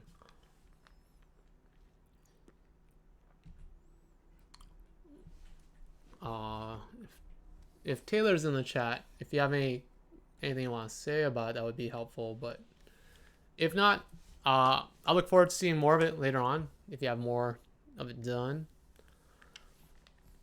Yeah, post. I know the stream was a little bit laggy, so if you have something to say, just post it in the chat and then I'll get to it.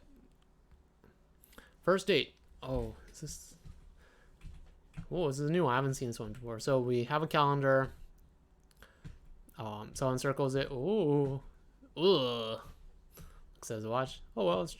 Well, showers. Bling. Nice and clean. Doo, doo, doo. Dog comes in. Oh, no. Runs toward him. No. Poof. Gets him dirty. Hot, cold. Too cold. Oh, it's ice. That's funny. He's like an ice cube.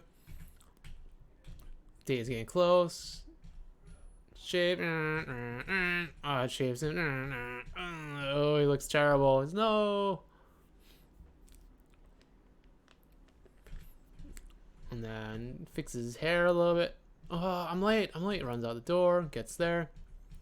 Pulls up. It's the woman, and she looks like she had a bad time too. They smile, and it's that. Oh, that's nice. That's a nice story. I like it. I like the beats a lot. I think my first note would be kind of to clarify some of the cuts. Like, we go from this shot to this shot, and I would say you need to have a shot of the guy walking in. I also think you need the shot of the guy walking. I was going to say you might need to say like first date on it, but you don't need to. I don't think that's necessary. I think the heart says it enough. But I do think you need to add in a shot of this guy walking in here. Circles it. And then, oh, we want to see a start shot too. We want to see a beginning pose, start pose. So this is obviously his reaction, but we want to see his start pose.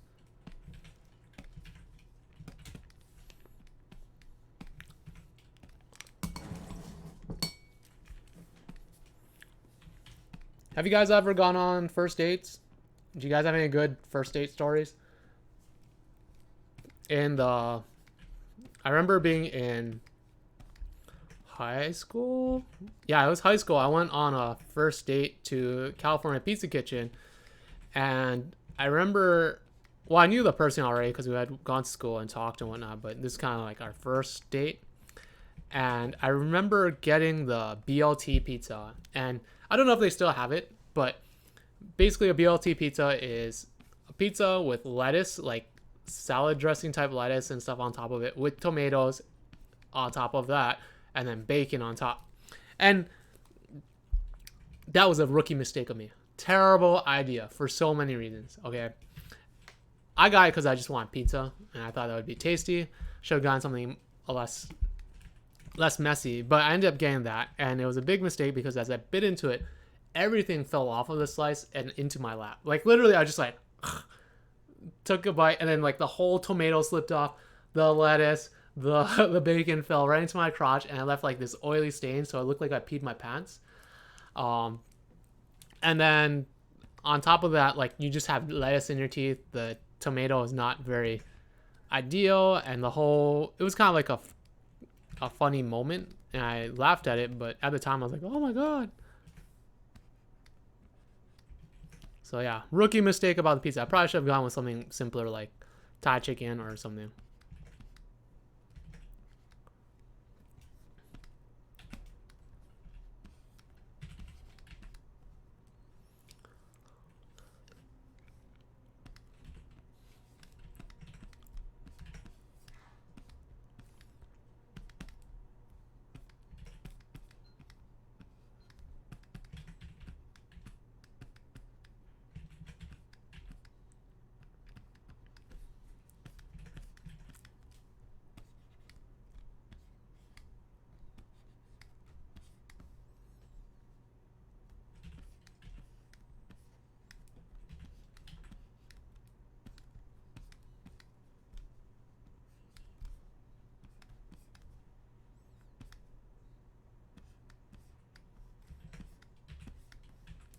All right, so you need the start pose. We want to have a starting pose here, just so we can see his reaction. So pose 1, and then this will be pose 2, where he kind of like, oh, gets a little bit goofy afterwards, and then he brings his hand down. Llama Power Fist says, I went on a first date with a guy from DreamWorks, and I was waiting. I was nervously freaking out to my friends, and my one friend told me to ask him if he directed Shrek. My worst first date ever. I got lost, almost ran out of gas, and when I got there, I found out I'd forgotten my wallet. Ooh, that's not so good. Oh, those are two different people. That was LittleBlackChat said forgotten wallet and got lost. Llama Power Fist asked about the director being Shrek, so I did. We're anxiously waiting to find out how the story ends, if it was actually the director from Shrek. LittleBlackChat says, I ordered the cheapest thing on the menu, which was Spatial, and it was terrible, and the dude was super boring. I had to weepingly explain the situation to the parking garage to get my car out. It was the worst. So lucky that parking dude was nice. Llama Power Fist ends the story with, I think he pretended not to hear me. That's good. So yeah, make sure you have a start pose so that we can see his reaction. Because if you just cut straight to the reaction all the time, you don't get that like that change. You want to see the change. You want to see the person reacting to what we're looking at. So add in the start pose. And again, if the animation ends up being working without it, or if it feels too long, they can always cut it. But if you don't have those poses, then Overseas is not going to draw it, so you won't even have it in the first place. So just draw it in. Oh man, the guy was not the Shrek director. Okay. This is all good. Truck out is good. I like that. Looks at. Okay, so if you truck out from here and then you cut back in, that feels weird. So just stick with the truck out. Keep it wide for this acting stuff. You don't need to go. You don't want to go in, out, in, out. Like if you go out one time, that's great. Don't go back in. It's very rare that you'll see two camera moves where you go in and then out and then in again. A good thing to just try at the start is just do one camera move. Like when you're starting to learn how to storyboard, just try doing one camera move at a time. So just a panning shot or pan, or just like zooming in on something or zooming out on something. Like don't try to like complicate it too much. So just zoom out, stays in that zoomed out pose looking at his watch, and then looking at his smelly armpits. This is fine. You might need to add just panels of him sticking his hand out and pulling it down. Just because right now it kind of feels more just like beats rather than like a storyboard. That's cool. You might need to show another pose of him walking.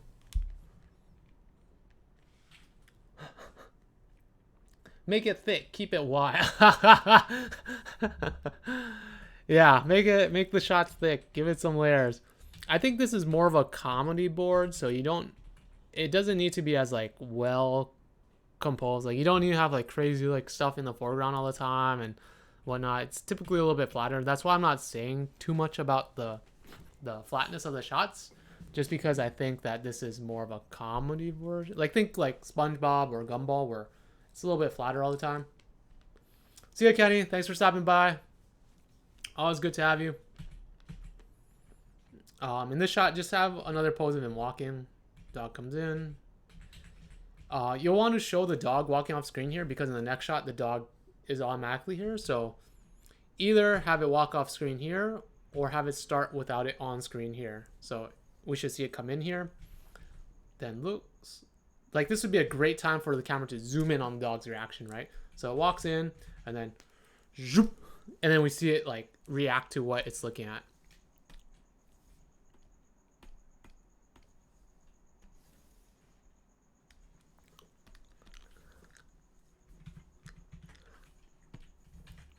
So this could be the first panel, and then we want to see the camera zoom in.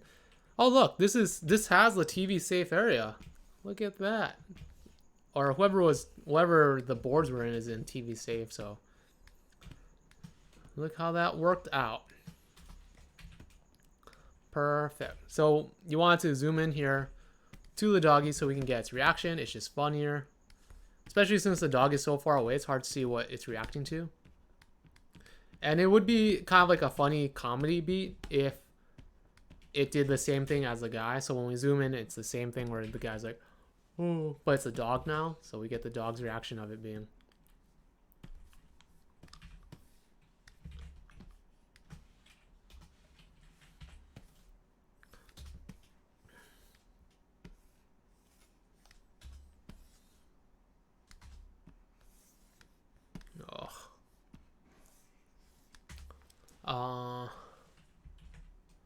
B2, big thumbs up energy, man.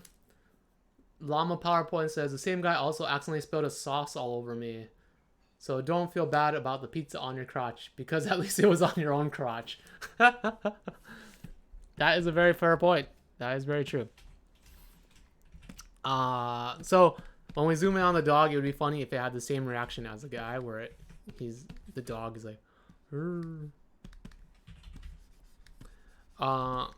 another funny story. This is also in high school. So that first date that I had that went terribly, or it didn't go terribly. It went fine. We ended up dating, and she comes over to my house at one point, and we had a dog ourselves, and our dog has this habit of getting really excited, and when he got really excited, he would just pee on people or pee on things. So my girlfriend at the time comes over, we're about to head out, and the dog like runs out the house and then just goes up to her. She starts paying, and then the dog just starts peeing on her like uncontrollably onto our leg. And I was just like, oh no. So that was another fun time. It didn't happen too many times after that, but the first time was the worst. It definitely had like a full bladder.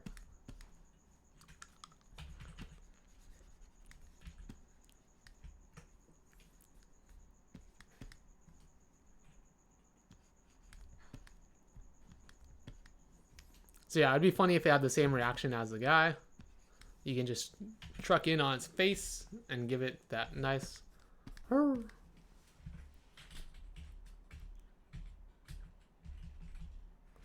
I don't think you have to go back for the reaction again. You can just go to. So I think you have too many shots here. So just go to this, truck in on its face. Looks happy. It runs off. Cut to this guy. Cut this shot out. And just cut to the dog coming already. Makes him dirty. He should be on the ground, by the way. Like, it should jump on him and like tackle him down, so it doesn't feel like he just stood there and took it, because it doesn't really make sense that his feet got dirty somehow. Like, he should be like on his back, like, oh, the dog is on top of him, yada yada yada. Hey, Cat Noah, going well. Talking about our first date stories.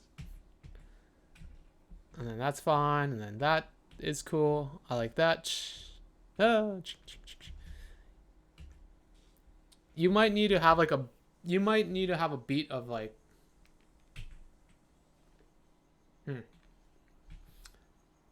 I think that's fine. And then, oh no.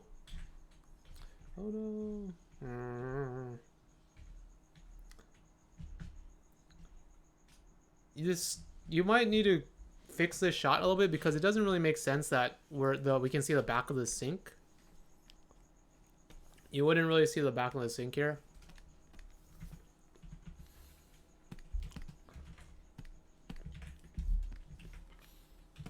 Right, because if the mirror would be right here otherwise, so I think you just need to change the framing up a little bit.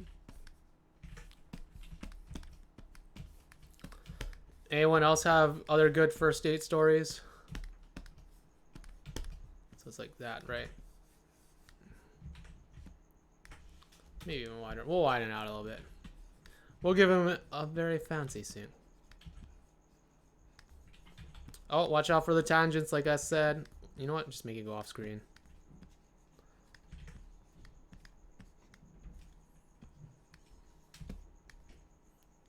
The two-way mirror. He has a two-way mirror in his own house. That's actually kind of gross now I think about it. Why would you have a two-way mirror in your house? You spying on your guests? What kind of guy is this?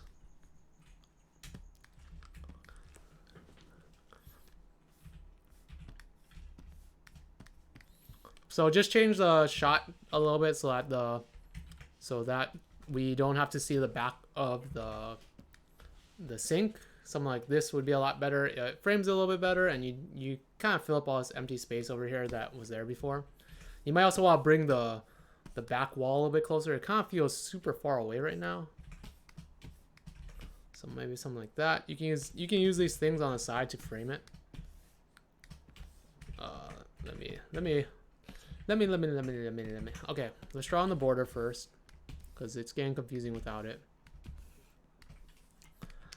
And then for the back, just bring the wall closer, because I think it's a little bit far away. The door too.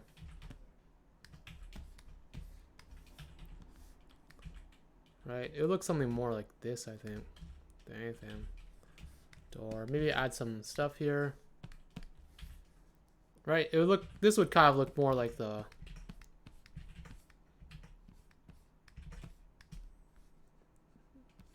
whatever this is. Maybe he has a grandfather clock in his bathroom. I don't know. Just that other cabinet there.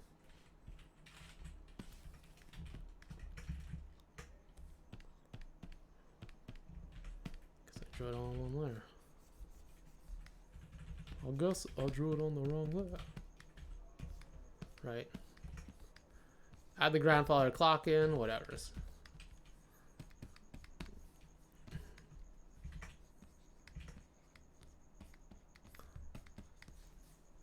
Then the guy.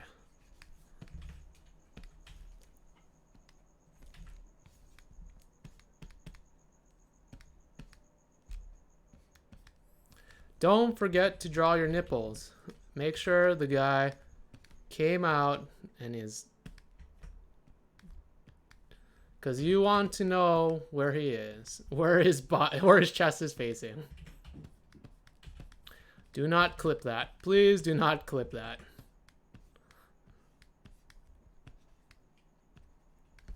Right, so something more like that. If anything, that's kind of wrong because you would see the sink. Actually, the sink would probably be like...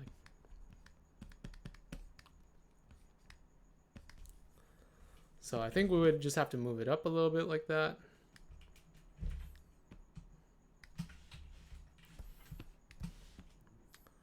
There you go. That looks a lot better. Like that. Move... Oh, that's the sink. Move this up like that. All right. So that looks that's kind of like what the shot you want to go for. It's a little bit flatter. It's not so far away from the character, and you still get all the stuff you want. So try maybe frame it like that a little bit. So I have so many. First date. Ooh, in the car. In the car. I just can't wait. Yeah, my tip for first dates is listen. Listen to what the other person's saying. So, this is funny.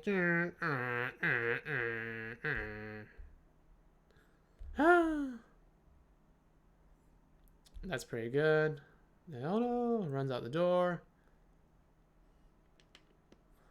Runs out the door. Okay, that's fine. I think he should be nervous in the shot because he should be kind of like fidgeting because he's really messed up the whole time, you know. And he's like, oh, what I'm gonna do, what I'm gonna do. He shouldn't be calm.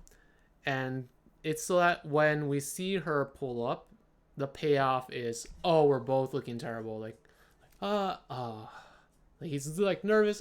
He's like, okay, since it both happened to us, that's fine. And then he should like nervously give her the flowers, and they both kind of, she's like, oh, that's nice of you, and they both kind of relax at that point. So I think there's a lot of story potential here. It's really funny already, and I think a lot of people can relate to this. And so I think it's just a little bit smoothing out some of the shots, smoothing out some of the story beats, but other than that, good stuff. Did you have any questions about what I talked about? Did anyone have any questions about what I talked about? Or is there anything you want me to go over again? I think that is the last board for the night. Let me check one more time just to make sure.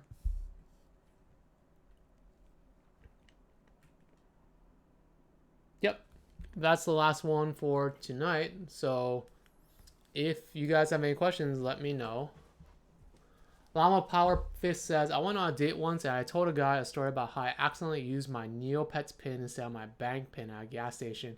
And he ghosted me after. Oh no. Didn't get that second date.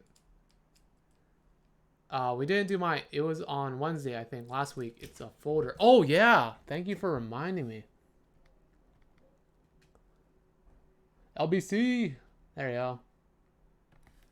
Sorry about that. I totally blanked on that. All right. I got you. So this is Little Black Cats. We start on, well, I'm sorry about the Neopets thing. That sounds terrible. If he didn't enjoy that funny story, then he had some serious problems, because I think everyone can relate to Neopets.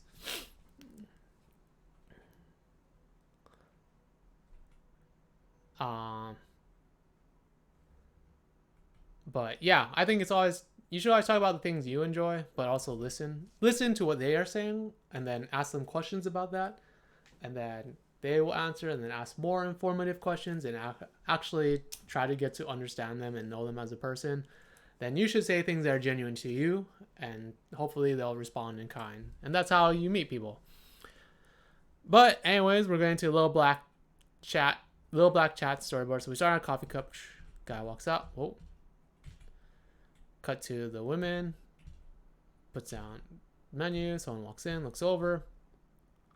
Wait, I am a little bit confused. So that guy walks out, but then we cut to them off to the side, and someone else walks in. They look over, looks down. Picture. Guy walks over. Heads up. There's our perp. Looking all perping his way down Perp Street. Oh, that's good. Take a picture. Give me 1 second. The lighting is really unflattering for his complexion. Walks over. This lighting is really unflattering for his complexion. It doesn't have to be perfect. Just take a picture. And I suppose you want me to shoot color instead of black and white? Yes, shoot color. Why have you been shooting black and white? Wait, he's getting away. Gets up, jumps over. Come on, runs off screen. That's funny. And I think that's the end of it. It's 38. Is that 38? Wait. 39, 40. Okay. So I think there is some funny stuff in here already.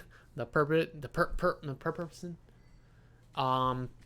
However, I would suggest trying to simplify some of the shots, because I think it got a little bit confusing. So he comes out, and then we cut away, right? But what will happen at this moment is your eye will be confused, right? So this guy comes out, our eyes are attracted to high areas of high contrast and things that are moving. So as soon as he comes out, our eyes will be directed to him, and we expect him to keep walking, but we just cut away. So we're kind of like, oh, that's a little jarring, right?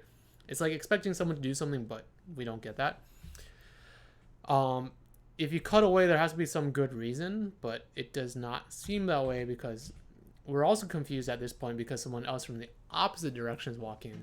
We just saw some random person we don't know come out, and we're expecting something to happen with him, and then we cut away, but then some other random person from a different direction comes in, so we think maybe that person's important, but it's not. And then we connect back up with the other person. So it's like, why do we see person 2? Why didn't we just follow person 1 the whole time, right? So what I would suggest is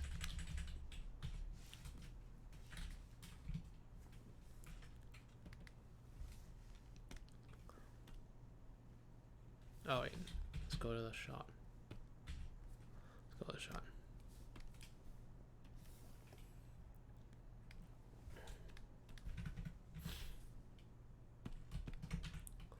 This is first date, daddy. Everything is daddy in this one. I forgot where she got super nervous. Oh, that sucks. Why did you guys go karaoke if she was, unless you decided to go karaoke? Ooh, which is a ballsy move, or it's a very bold move going to karaoke. I had all good first dates though. No, thank you for the tips. That date was actually okay. Good. Oh, okay. Awesome. If you have any questions, just feel free to post them in the chat. Yeah. So let's. What am I doing? What am I doing? All right. So this guy walks out. It's fine if you cut off his head because it's. We understand that you're trying to hide the perp's face.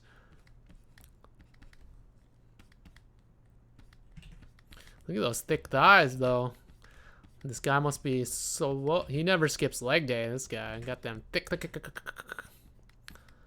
legs, thick tricks. Oh yeah, yeah. Maybe they get.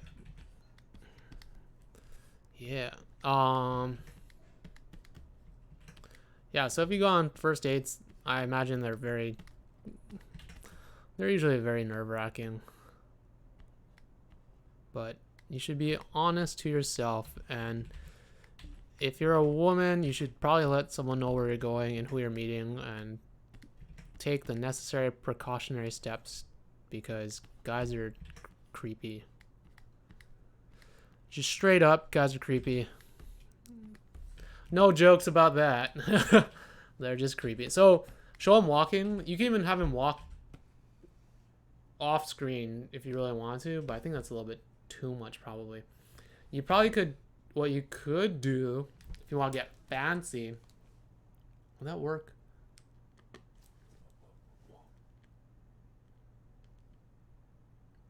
Well, you should at least have him come out of the, you should at least have him come out to here and then cut to the other people, right? And then cut to this.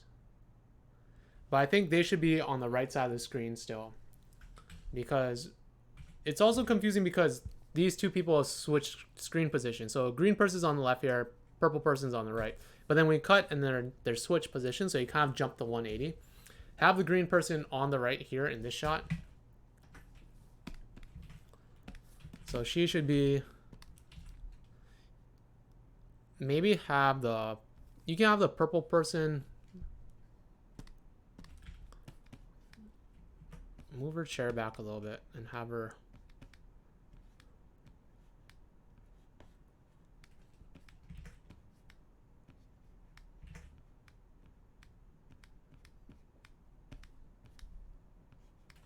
like that, and then the green person can be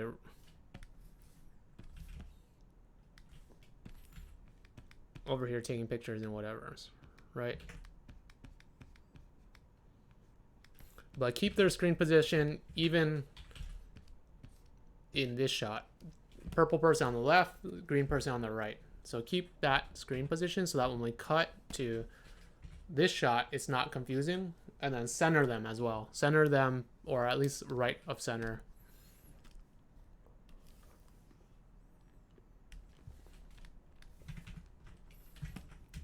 So this guy, pose 1 here. Pose 1 and then pose 2. Readjust their position. And then for this shot,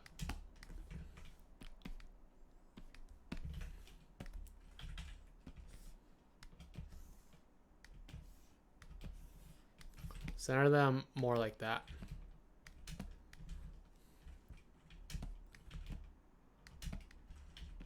Because I think there's a lot of open space in this shot, but it doesn't really say too much. Have it be like that. Maybe even a little bit tighter. Maybe a little bit tighter like this, right? So we know that they're important. Hey, no problem, Caleb. Have a good night.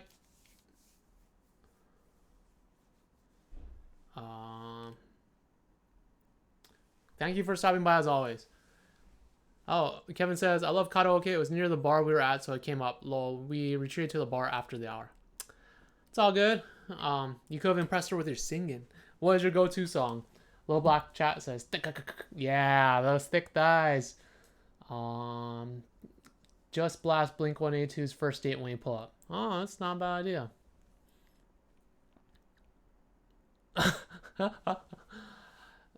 I try to. Llama Powerfist says, "Damn, Dwoo is woke." I try to be. I try to stay up with.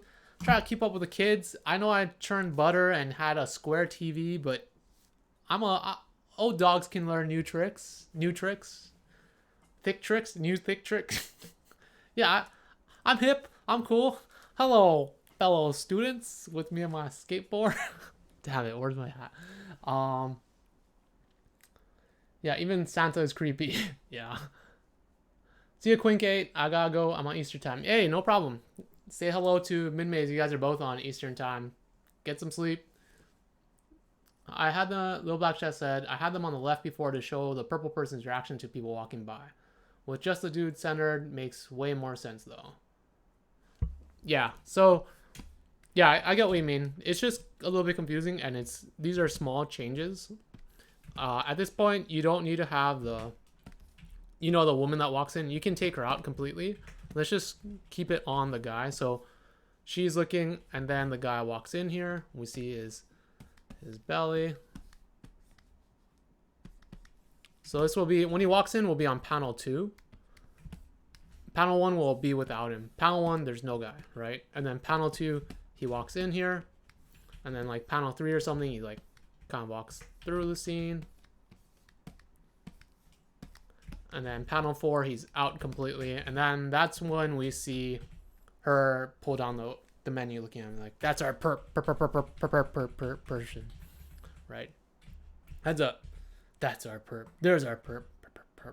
Looking all perping his way down Perp Street. That's a really funny beat. That's a really funny dialogue. I like that. I'm not quite sure why you cut to this side profile, unless it's to show the guy walking to his car. What you can do is just stay in this shot, or even go to this shot instead.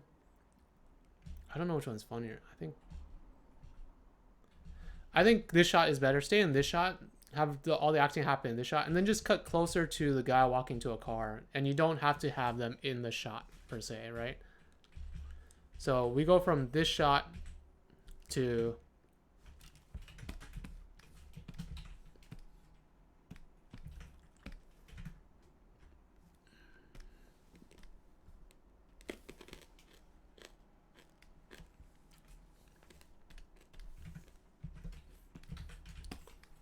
this shot to maybe something like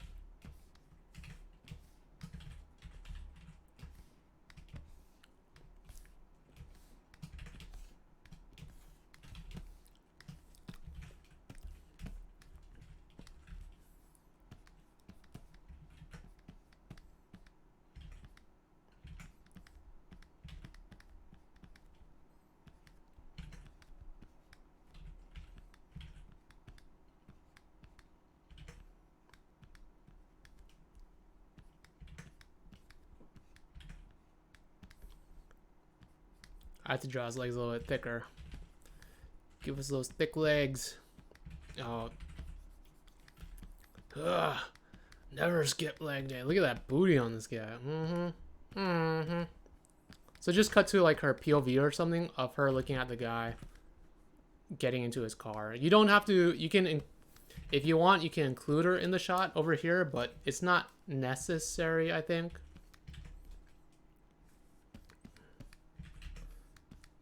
We kind of understand that it's her POV because we were close on her, and now we're kind of seeing what she's looking at. Right. And then You can obviously you can make this shot thicker by adding in other stuff in the background, other cars and whatnot. You can add in some foreground elements like maybe the table, maybe another table or like a bush here. Some people, if you want, you can have a person walking through, etc., etc. But this is basically the POV of purple person, right? So we go from her being like, "That's the per," and we cut to the back. We cut to this afterwards. Cut to that shot. Thick tricks. Yeah, totally. Your pastor. You pastor. Ah, very nice. Wish I could take credit, but the dialogue was Brooklyn. Oh, I know Brooklyn Nine-Nine. I watch that show all the time. Yeah. That booty. Gotta make that booty pop. So yeah, you don't need to. So I think the thing that happens a lot is that people think they need to like cut in everyone. Like you can. Learning how to use shots effectively will save you a lot of time of drawing things and having to redo stuff. So at that point, so we cut to the guy's backside, right? So this is kind of the sequence of shots. So we're further away, he walks through. Then we cut closer, she says, perp, and then we cut to maybe have the dialogue run over this, and we see him put his cup down. And then from here, we can just take a picture. Take a picture. No, shoot. Why have you been shooting in color the whole time? All of that can happen in this shot again if you want. You can have it in this 2-shot, or you can do the OTS shot you had here, right? Without the guy. Either works. What we want to get here is we want to see both of their acting and reaction. So, or even this shot, like if you just cut closer on them, like this. Because that's what's most important in this scene. When she's like taking pictures of herself, we want to see that happen. We want to see the purple person reaction to it. So, whatever that shot is, you can do any number of ones. Like you can have that 2-shot you had earlier of the two of them just, what are you doing?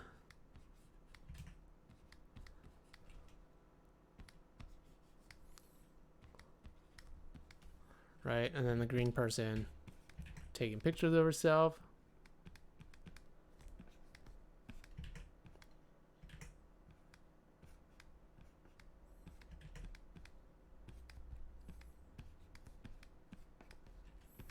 You can have all the action happening like that type of shot, or you could do something like,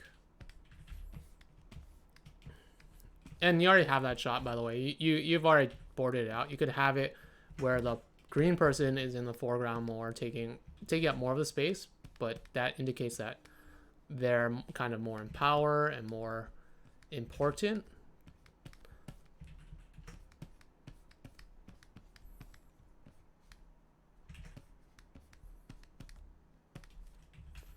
And the person in the purple person is now like kind of to the back, like, ah,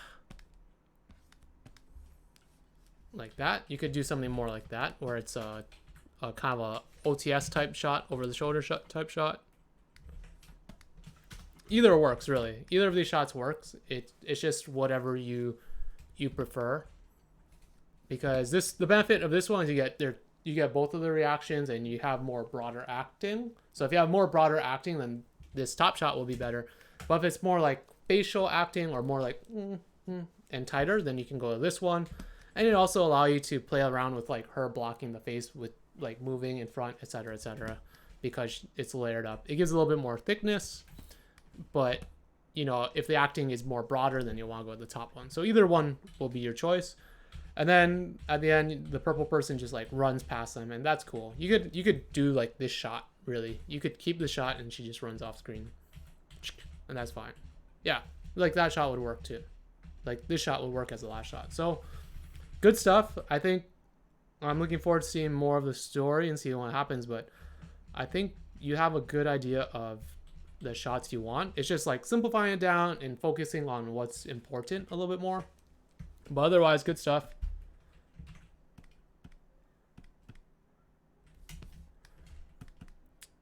Oh man, the thick thighs. Did anyone have any questions about?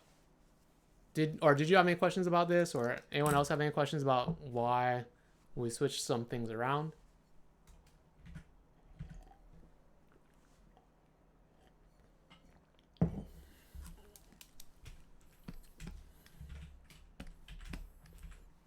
Maybe it's Santa Claus. Maybe we'll just make it Santa Claus.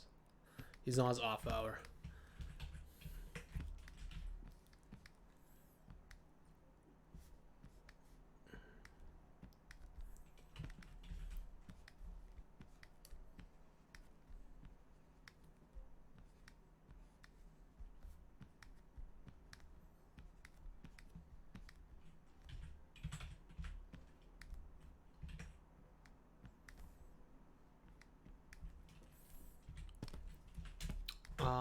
All made sense. Awesome. Hey, you don't need to call me senpai. That's my dad's name. No, I'm not a senpai. I'm just, if anything, you should. I'm not a senpai at all. Not at all. Raven VK says, would you change the angle of the first shot? Make a more of an upshot? If you just got here, the stream is kind of wrapping up. It's already 10:30. Are you talking, Raven, are you talking about this shot right here? Or are you talking about this shot? Which shot are you talking about? Is it this one? Or is it this one? Or is it this one? Any of these ones? Or is it the last one? This one? Because I don't think you necessarily need an upshot in any of these.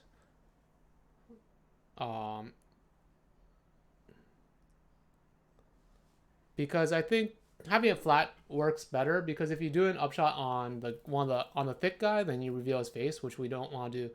If you do an upshot on the woman, the purple woman, I think that's fine. Walking out of the cafe. Okay, so I think this shot works fine because we're trying to hide the purple guy's face, or the thick guy. We're trying to hide this guy. So if you were to do an upshot, you would see more of his face, and we don't want that. By keeping it at this angle, we also put focus on them over here, right? Like, the idea is the way the shot is composed is done really well, because one, we get the idea that's a coffee shop here.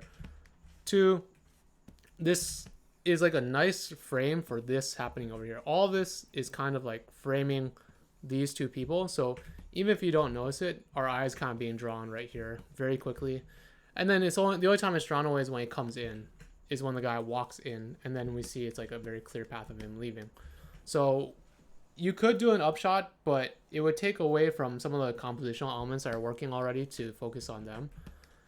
And it doesn't really add too much to the scene, because I think we want to hide the guy's face. Keeping the guy's face hidden is kind of the more important part of the story.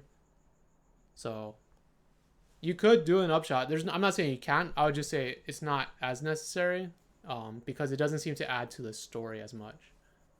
That's the only reason why.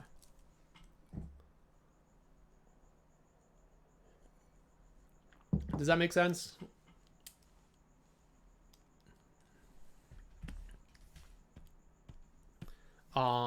Not senpai is a Aiden says not a senpai is a sensei. No, if anything, I'm a Sensei-rita, but not a sensei. Sensei-rita is a combination of the word sen, say, and let's move this over here, and plus Sensei-rita, like the song, the Shawn Mendes song, Sensei-rita, and that means Sensei-rita.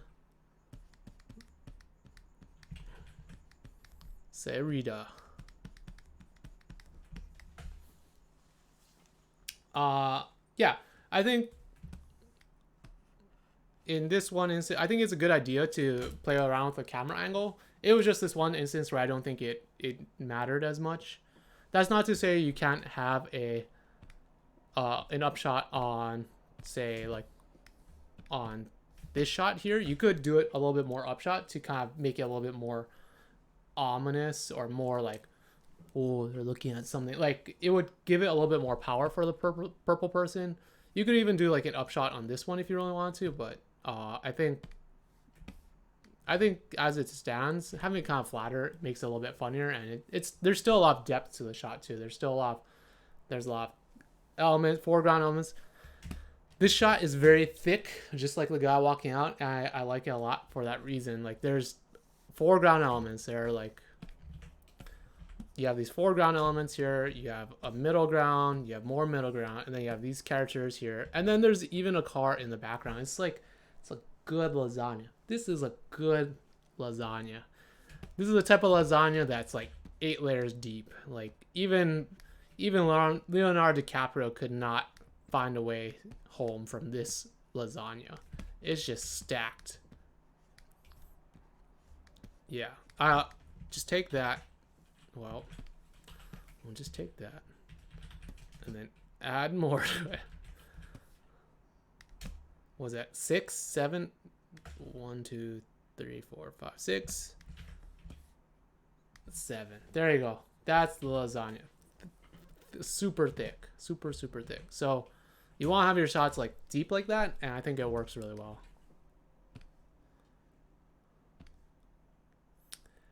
Any other questions? Did you guys have any other questions about stuff? Man, I forgot how to write sensei. Oh shit, how do I write sensei in kanji? Oh, fuck, this is so bad. This is so bad, guys. That's the say part. Nope, that's gold. Send gold person. Add Garfield. Oh my god. Let me see if I can draw Garfield from memory. Oh, that's wrong already. But if you guys have any more questions, let me know. Otherwise, we'll start wrapping up the stream. Tonight. G2 Alex says, what is a good example of less is more for environment in action? More for environment? Well, what do you mean by environment in action? I might not be understanding that correctly.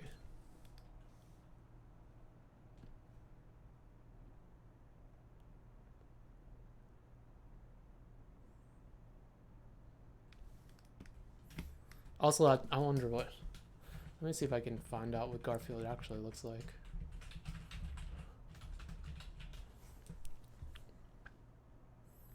Garfield. Oh, I was way off. Oh, that's right. He has that weird upper lip thing going on. Oh, that's so funny.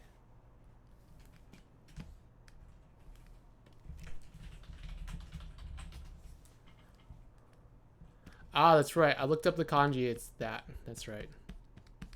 Sensei. Sensei. Meaning previous and life. Also, that's very terrible handwriting. In staging. What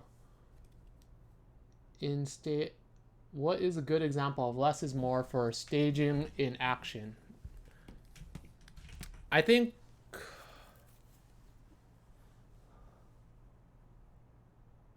staging in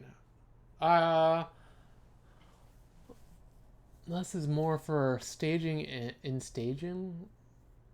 I think the thing about staging things is it should highlight the story. So it's kind of a complicated question, and I think it's a good one. It's just kind of complicated. So for certain things, I think you want to have like that foreground, middle ground, background shot, right? Like the guy.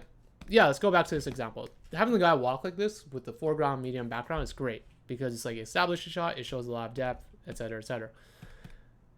On shots like this, where we're closer on the person, or when we are trying to have a comedic scene, you don't necessarily want to have a whole bunch of layers all the time, right? Like sometimes it can get a little bit too much.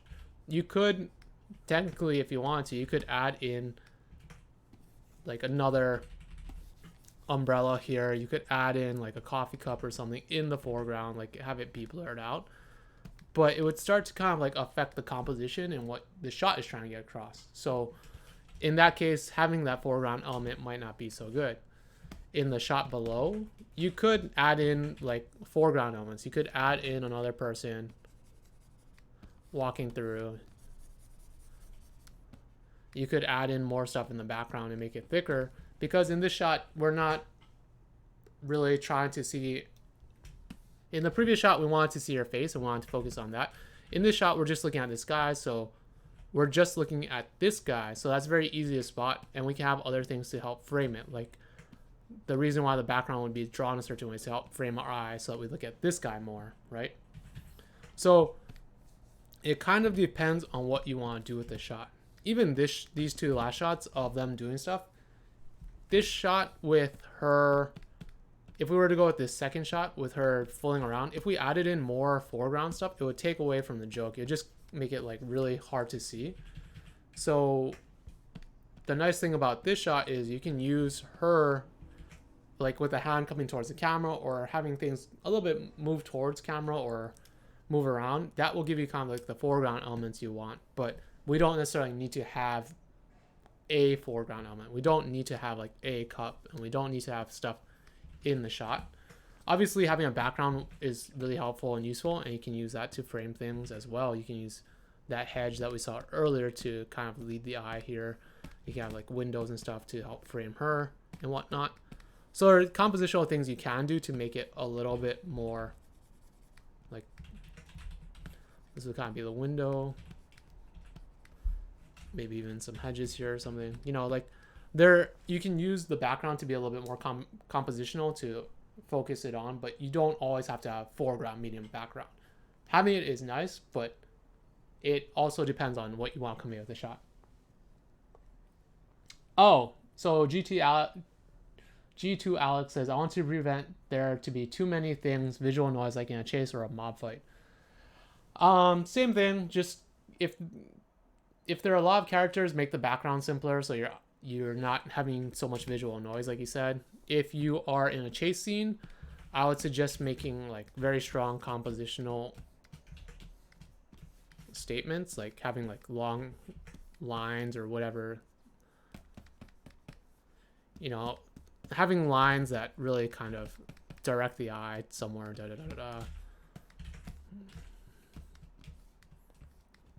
In those cases, you want to not have so much stuff, unless they're like running through a specific area that's meant to be complicated. You can kind of simplify it down. You know, maybe they're running by the river or something. And then you can depending on like how close or far. So like in these farther shots, like these wide shots, you can have stuff in the foreground. Like maybe that's like a lamp, and you can use the light to kind of like help with some of that. Same thing with here. You can have like foreground elements, like maybe there's grass or something, and they're running on the hill above, chasing after each other. And then when you go to the person running, obviously, you don't necessarily need to have so many foreground elements and whatnot. You can kind of focus on the background a little bit more because the character is doing that. But again, it is definitely like a situational thing where depending on what you want the audience to focus on will dictate how much complexity you add to the scene, right? In the conversational two-person stream that I showed earlier, that I was talking about watching, the reason why Steven Spielberg layered that shot with so much stuff was one, to make the conversation interesting, and two, because that, where is it? So the reason why he has all this stuff, right? So in this shot up here, this one right here that we're looking at, there is all these compositional elements to help frame this character and then to help frame this character, right? Like it's just two people talking, and you can shoot two people talking in any way. But the reason why he chose those composition elements and those backgrounds and those foreground things is to like focus your eye somewhere. And so that should always be the goal in mind, whether it be a talking scene or a fight scene or a chase scene. You should always have things leading the eye. It should always be directing the audience to look in a certain spot. So that with that in mind, that will dictate how you design things, if it's going to be complex or simple. Because like, even there are a lot of simple chasing. I'm trying to think of like a simple chasing. Yeah, like if we look at the Batman the Animated Series introduction, it is incredibly, oh my god, what is this?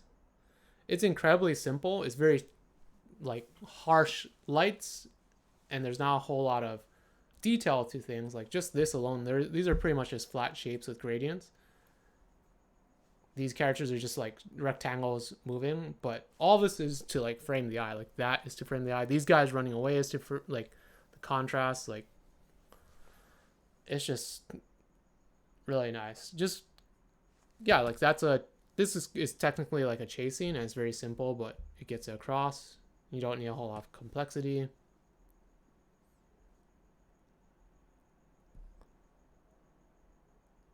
Yeah. So your goal should always be to lead the eye and kind of control the audience and direct them where to look and why to look there. And all those things should all like filter into the story. Like, why are we looking here? What are we seeing? Okay, we're seeing this guy's reaction. His reaction does this and this and this. So it's all kind of like, they all kind of filter to story, and it's all based upon what you're trying to say. So did that answer your question? If you have something specific in mind, like if you had storyboards or if you had a sequence you want me to look at, I can kind of like look at it and give you my take on it. Otherwise, I guess for now it's kind of just theoretical. Llama Powerfist says, behind the scenes, or Batman the Animated Series, it all comes back to Batman and Cowboy Bebop. We talked about Cowboy Bebop earlier tonight. The square shaped TV. If you watch Cowboy Bebop, it's all full screen, no half screen, or no widescreen. Not a problem. Yeah, if you have stuff, submit it next week, Alex, and we'll take a look. We're all just branches of the same bat tree. Nice. Yeah. Dun, dun, dun, dun. All right, I guess if that's everything, then we'll just finish drawing up, where all my drawings go? Where all the drawings go? Yeah, we're just gonna finish up drawing Dream Daddy Santa, and then we'll call it a night. If you guys have any more questions, just let me know right now. You have until I finish this drawing, and then we'll do a joke, and then we'll call it a night. Outlaw Star, yeah. Tiny personal TVs. Oh, wow. Look at you. Look at this guy with all the money.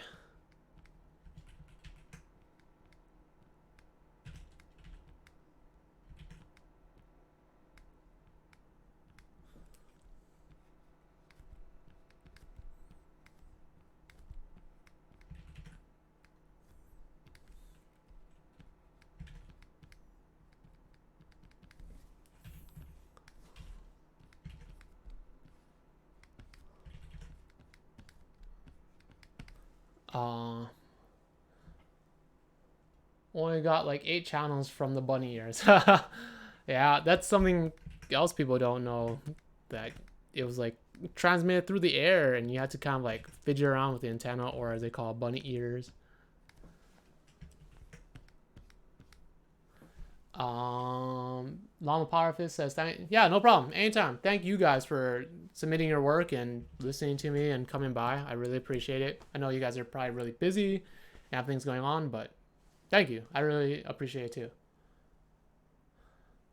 too. Tune in next week to show us how to churn your own butter. Don't even tempt me. I will definitely teach you guys how to churn butter if I have to. I will. If you guys want a cooking show, let me know. I'll show you how to cook things.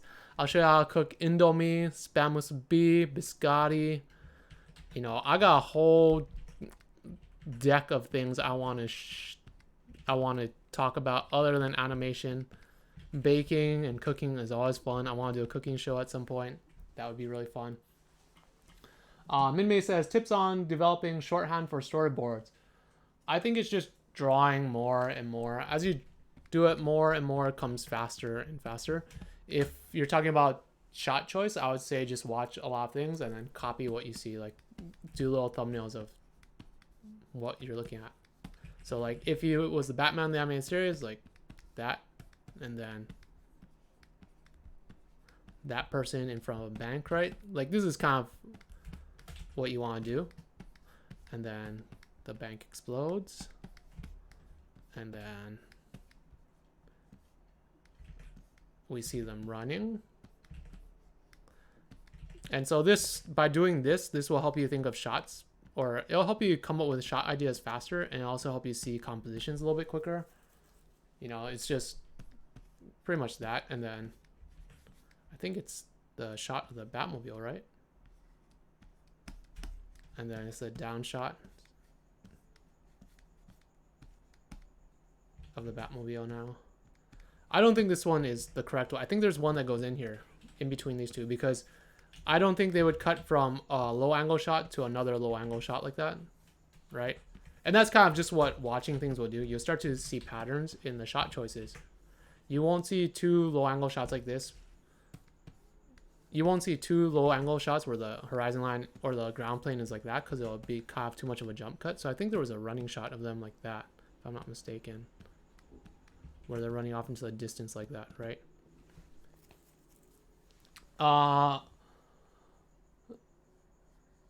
Kevin says, have you announced the show you're on? I feel like I'm able to guess, but I don't know. I'm no longer on that show, but it was announced recently. It was the Centaur World show over at Netflix. Kevin asks, is your plum wine still in the fridge? It's not in the fridge, but it is fermenting. It does have to go in the fridge.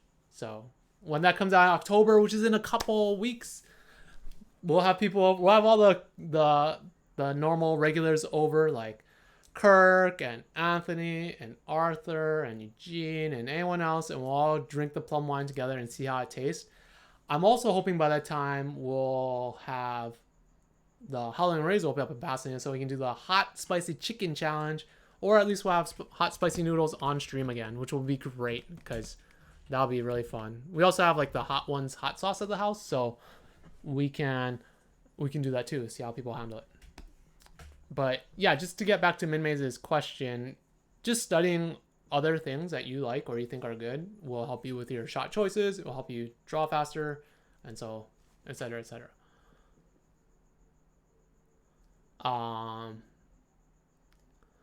LittleBlackChat says, my grandma had a butter churner. No ways. That's cool. Oh, plum wine. Umeshu. Let's go watch that. Oh, Minmeiz says, oh god, thanks. Also tips on cutting onions without crying. You have to cut it so that you don't cut off the top, the root part, right? You have to cut everything first and then chop it up, and then the root part is the part that'll make you cry, so don't chop that up. Don't chop that off first. Chop it off last. Oh, that's right. Speaking of Minmeiz, Kirk's booth at Lightbox is front and center. Kirk brought home something.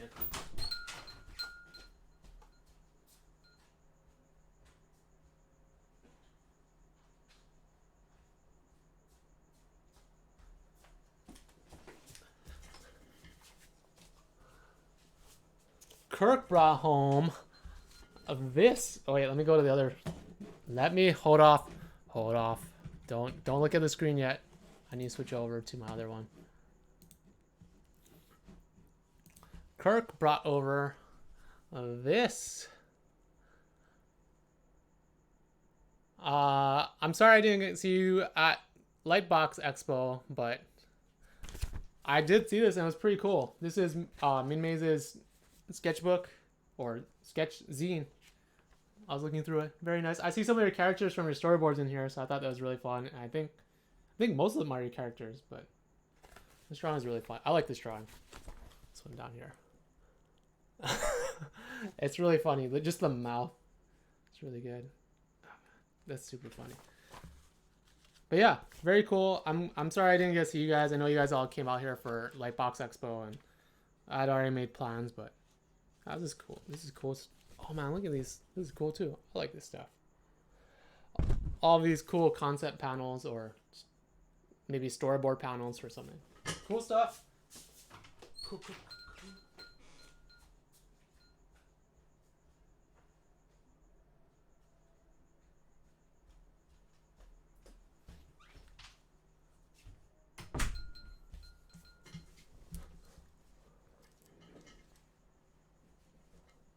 Yeah, let me finish up this Santa Daddy.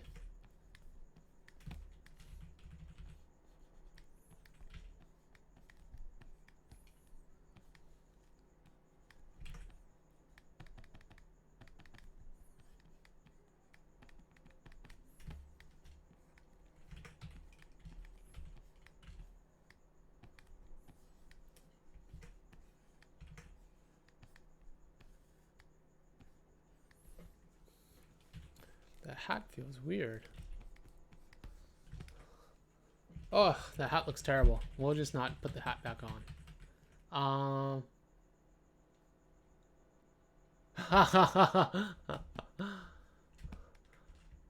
Felt bad for the Starbucks workers. Yeah, they're probably getting crushed. It's not good. Not good, but I mean, hopefully they got paid well for that. Oh yeah, look at that. Oh yeah, Santa. Oh, it was better before. Like that. Ooh. Ooh.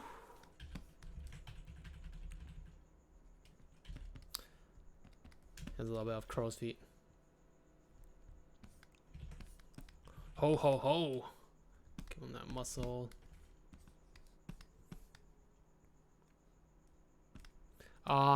Do you guys have any questions? Otherwise, we're going to sign off in a little bit after this.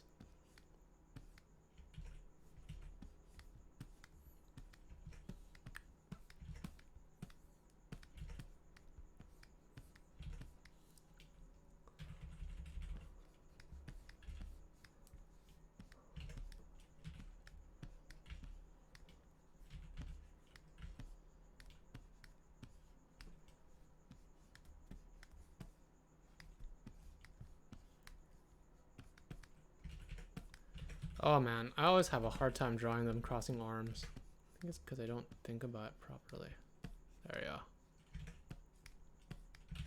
Some more like that. Oh yeah. It's because of it. Like that. Like that. I didn't draw the chest, that's why. Ho ho ho ho! Young Alphonse! Ha ha! Full metal! Cool. Also, we can't see Santa right. Oh, shit, you're right. Here, there you go. Now can you see Papa Christmas? Sorry about that. Oh yeah, Kirk was...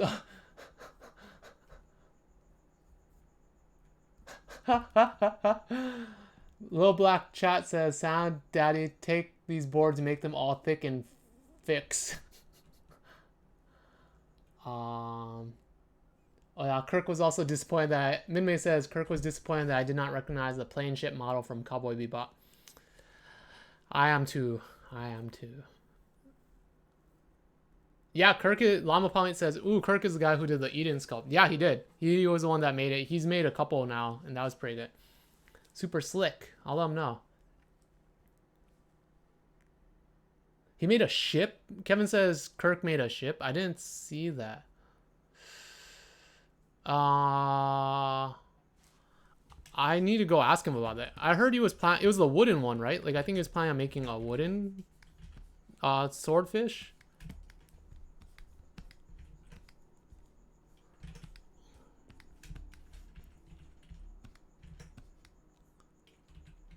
Because he has a laser printer, which is pretty dope. I should... Yeah, look at this. Urgh.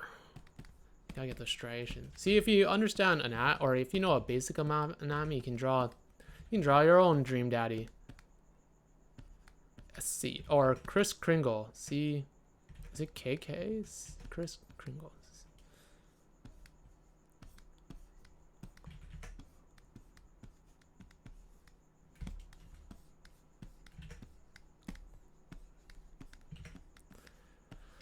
This is definitely going to get demonetized now. If I even got monetization from this. This is just going to get banned. Straight banned. Yeah. Whoa. Yeah, he made some kits. Oh, good to know. Yeah, that's the one I didn't recognize. Ah, okay. I gotta ask him about that because I knew he was printing something. I didn't know what.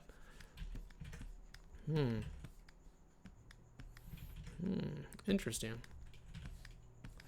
All right, I think we're gonna call the stream then. Unless you guys have more questions, I'm going to just end it right here.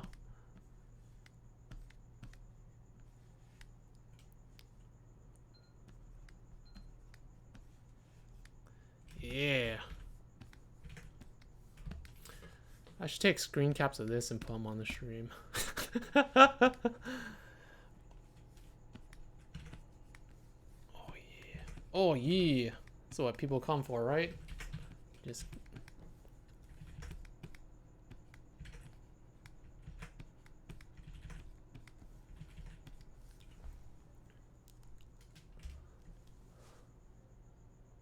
CC is cut calves. KK is Chris Kingle. Oh, nice.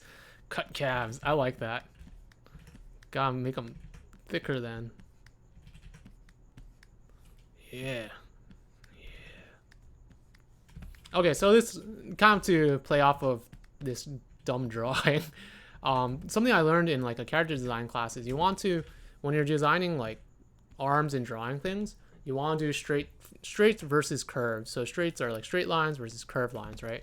So if you think about the arm, like a muscle, like let's say you're drawing the bicep and shoulder, so straight to curve. So this is the curve for the shoulder, and then like straight, and then curve again, and then straight, right? And then you have it kind of like mirror the other side, so curve, and then straight, and then curve, and then straight, or curve, and then this side would be straight, right?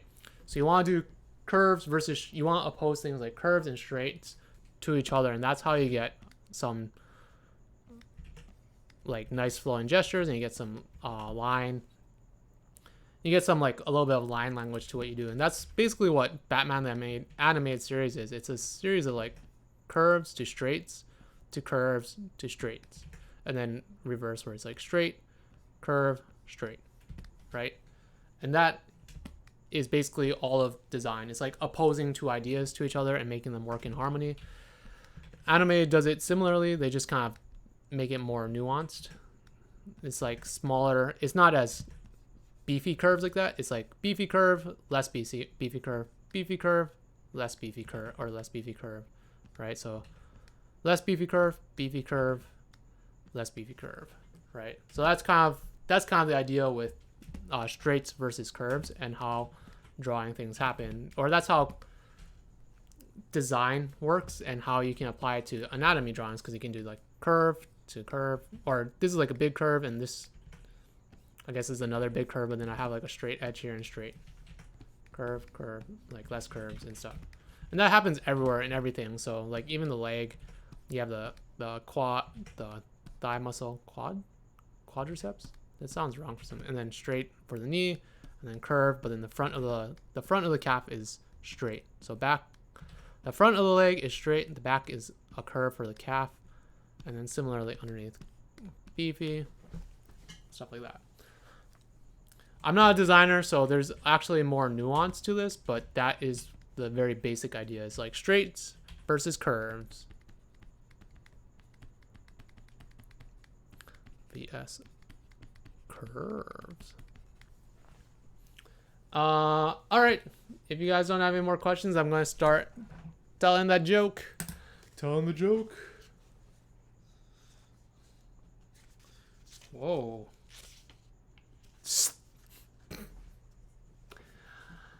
All right. Let's call it a night. How do you find Spider-Man? And look at this drawing. Just a bunch of laughing dudes. How do you find Spider-Man?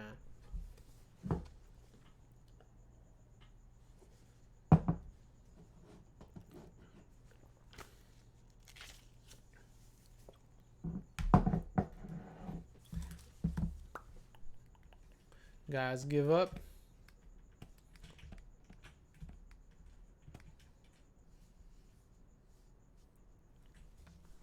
No, is it all gone? How do you guys find Spider-Man? Sorry, I was kind of doing some other. You find Spider-Man by searching the web. Oh, come back. Search the web. And look at those guys laughing. Those guys on the bottom are just dying. They think it's the funniest joke ever. Oh wow, that's really good too. LittleBlackChat says you go to the his website. That one's pretty good. That one's pretty good too. All right, that's the end of the stream. Thank you guys for coming out as always. I will try to get the time codes for this up quickly as possible. And again, thank you guys for always coming out. You could have been anywhere in the world, but you chose to be here, and I appreciate it. And I appreciate that you guys submit your work and are interested in this stuff at all. So thank you. I'll see you guys on next Tuesday. This Friday, I'm going to be out of town again, but Tuesday, we'll be around. So I'll see you guys then. Take care. Good night.